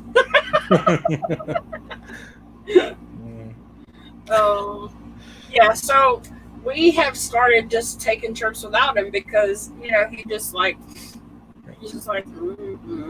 like a big mopey dopey, and I'm ready to go out and see stuff, Well, I mean, it's everybody's got their own thing going on for sure, but like I said, I would think it'd be awesome to go look. He doesn't have to look at Pops or usually other toys or whatever around. I mean, he always says, "Oh, I wish like my brother or my sister could come or whatever." But then the last trip we took, we brought the oldest, and they fought almost the whole time. So it's like we're not doing this again. So understood. Yeah, it's crazy. Well, it's I try not to go. I haven't gone on too many vacations with my parents. They have a tendency to get like, this is what we want to do and stuff like that. But lately they're a lot more easygoing. It's actually, I had a conversation with my parents, and they're around the grandkids. They are the sweetest people, and I'm like, who are these people? These are not my parents. I said, whatever happened to my parents? And they're like, oh, we've mellowed in our old age, and just like that. The grandkids got it pretty easy. That's all I can say. Pretty easy. Hampton Air Museum is awesome. I've never been to that one. Is that Hamptons, New York? I don't know. Eric says he tells him that he's going game system shopping. Yeah. There you go. I'd Yeah, get him right usually on. the only way I can get Trey out of the house is if I bribe him with food. I'm like, hey, if you come with me, I'll stop at Taco Bell. There you go. He loves Taco Bell. So any way I can like bribe him with food is to get him out the house is usually what happens. Yeah, that's all it would take for me. My parents never. We didn't eat out a lot when I was a child. It wasn't a thing. And we ate what was there and stuff like that. And kids today are really spoiled. They got it pretty easy. Like, sometimes we'll have the grandkids over here, and my wife will be like, where do you ask the grandkids, where do they want to go? I said, what about me? What am I, chopped liver over here? Oh, just let them pick, blah, blah, blah. I'm like, okay, fine. I was like, and I'm thinking to myself, my parents never, ever could care less where I wanted to eat. They were, wherever we're eating, you find something to eat. And whatever we're having for dinner, like, someone's like, I don't really like that. I never liked it. Never. I remember one time I told my dad, no, not eating it. I don't even remember what it was. Not eating it. Some bowl of gruel or something like that. I'm like, I'm not eating it. He said, you're going to eat it or you're going to wear it. And I said, I'm not eating it. And he literally took it and plunk right on top of my head. And that was it. It was covered in food. So either I picked the food off my shirt or I was out of luck. So I was out of luck that night. So there was no, you pretty much. Well, things have changed since we've had the first one to the last one. The oldest one, he liked everything. So, but his view was if he didn't eat it, then he didn't eat, because you eat what we fix or you don't eat at all. Right. So he got to where he ate everything because he knew there were no other options. The youngest is like, oh, if I don't like it, then I just don't eat, or I fix something that I do like. So, like, he'll come in, what's for supper? And I'm like, So then he'll just go fix himself whatever it is he wants if I don't cook that day. But yeah, he's a lot different than in parenting. Has been a lot different from the oldest to the youngest, for sure. But I think they get worn out at some point. That's what my brother said. He's like, you got it pretty easy. I was like, I don't know what you're talking about. He's like, they were real rough on me, but I beat them down and they were just defeated and just like, look, just do whatever. But I was like, I don't know what you're talking about. They never said that to me. I had to deal with it, and that was all there was to it. We had, when we sat down for dinner, there was, this was what you were having. And the thing is that's very different. I remember certain days of the week, I could tell you what we're having for dinner because it's Tuesday. And like Friday was always fish stick night. I'm like, and now I'll get fish sticks and they're actually pretty good. The 80s and 90s fish sticks were gross. I swear it was bright. It was just, you might as well eat the box. It was disgusting.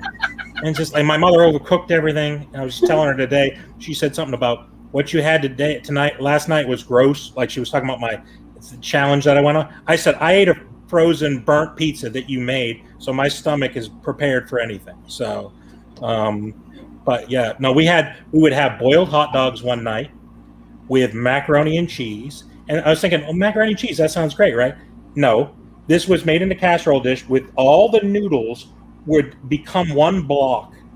And there was the milk would separate from it and would be pooled up at the bottom. And the cheese on the top was this cheapest rubber that was on the top of the thing. So it was like there were 3 layers that never mixed with each other.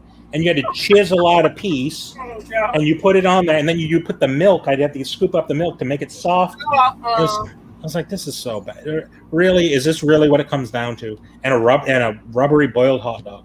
That was my Wednesday or whatever it was. It was rough. It was rough. Eric said he loves you, Dan. Thanks. Thank you. And they said Hampton, Virginia. Oh, Hampton, Virginia. Oh, okay. Hampton, I've never been there. Have you ever been to Kill Devil Hills? Have you ever been? No, I've never heard of it. Hello, yeah, see? It's down near where Kitty Hawk, which is where the first flight for the Wright brothers, and there's an area down there. Corolla's near there. They sort of all kind of blend together. And Corolla's where they have the wild horses that just kind of walk on the beach and walk in the middle of the road, and they'll walk wherever they want to walk. Okay. It was nice. I like going down to that area. I've been maybe 2 or 3 times. It's nice. Yeah. So, now I forgot what I was going to say. You talk so much. Is that what it is? So yeah, things change from now. It's all about, okay, Trey, what do you want to eat, or whatever. And before it was just like, this is what you're getting regardless. Now it's pretty much all about Trey. But you see, he's almost out of the house. So in November he'll be 17. So I just have a little over a year left, and then once he's 18, he's on his own. Kick rocks, huh? Yeah, pretty much. Ouch. That's harsh. Harsh. He pretty much gets what he wants right now. Well, one more year of that, buddy boy, and then that'll be that, I guess. They have a tendency to come back, though. Just remember that. We know. Our oldest has come back several times, and we're actually still paying my daughter's cell phone bill. So, but I mean, she just bought herself a new car, and pays her own insurance and her own, rent and all that stuff. She's a good girl. So we just cover her cell phone bill. Yeah, that's a small price to pay for sure. Right. For getting one of them right. One of them grew up and it's become responsible, and Well, it's on laundry day. No, actually, hey Obi, and the other guy. Actually, Trey does really good. He does his own laundry. He'll fix his food if he doesn't like what we're eating. He takes the trash out, but I mean, we give him an allowance every week. But I mean, he'll do his own stuff, so it's not like I really have to, take care of him. So well, that's good. I think that helps prepare kids, not just now, absolutely. But when they get, because I think some kids are just like, they've had so good, and then they go off and they're like, okay, I got a pile of laundry. What happens now? Magical fairies come and get it. Obviously, no. You do it yourself. Right. Well, the thing about it is, our oldest, we tried to show him everything. We were like, hey, we want you to, learn how to cook a little bit before you leave, and want to show you how to do oh, no, I don't want to learn none of that. I still have time, da, da, da, da, da. So he never wanted to learn. So now, to this day, he still doesn't know how to cook. He very rarely does his own laundry. My mom does it. So, but my daughter knows how to cook. She does her own laundry. She's in school. She's been an EMT for over a year and a half. So she knows, but she's always been that got it together type person. So then my youngest now, he'll do his own laundry. He'll cook his own food if he needs to. So he has seen the good and the ugly. Right. The good, the bad, and the ugly. So he is kind of a great mixture of both of them. So he knows how to do it all. Not necessarily doesn't want to, but he knows how to do everything because he wants to make sure he's prepared when he's ready to go. See, my oldest. I would assume most kids don't really want to do a lot of those things, but ultimately it is for everybody's best interest to at least sort of be prepared.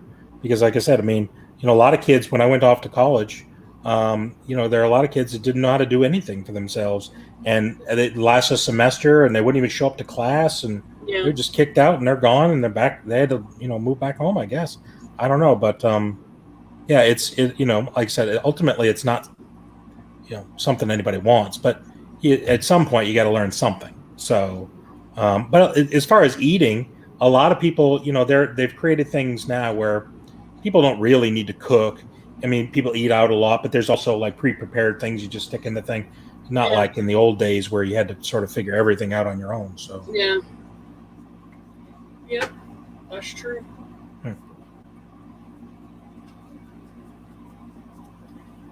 So we are at almost 3 hours.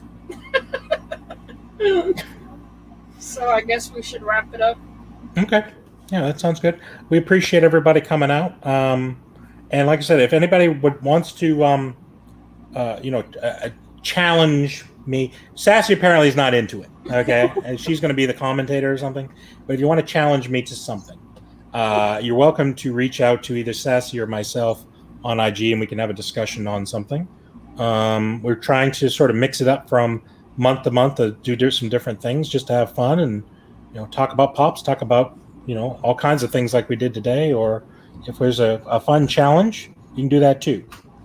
Yeah, it's kind of fun just to sit and talk about in general, not just always about, Funko or whatever. Just to Yeah, kind of, sit and visit and talk about things in the chat and stuff. So.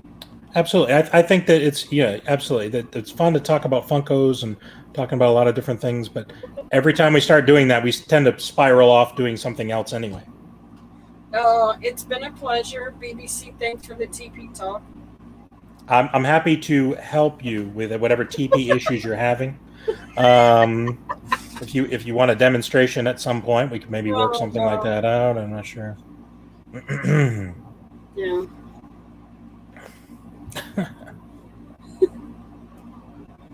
Well, I guess we will say goodbye to everybody.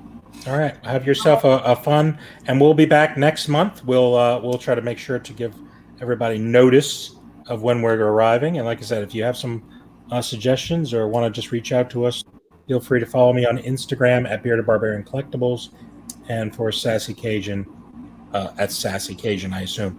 As far as upcoming things I got going on, I should have some fun videos coming out. I got the mystery box planning with Smy World. I got a Smy World mystery box, $100 Smy World mystery box, and then one of my subscribers has sent me a box, and they said that there may be fluids in it, which makes me very nervous. Yeah, so we'll see how that turns out. It's always TP Talk with BBC. Appreciate you. Also, see you in the cage match one day. Is that right? Yeah, I hear it. Have a little great night. Too old for that. Yeah. So, yeah, you don't really like wrestling anyway, right? No, I would say no on that. I would say no. I have a bad back. I can't really do much anymore. Can't really. Right. Yep. Well, alrighty then. I guess we will say goodbye. Bye, everybody. Have a fun weekend. Thanks. We'll do your outro like you do on your videos. Do my outro? Yeah. Make sure to subscribe, and goodbye from the Bearded Barbarian.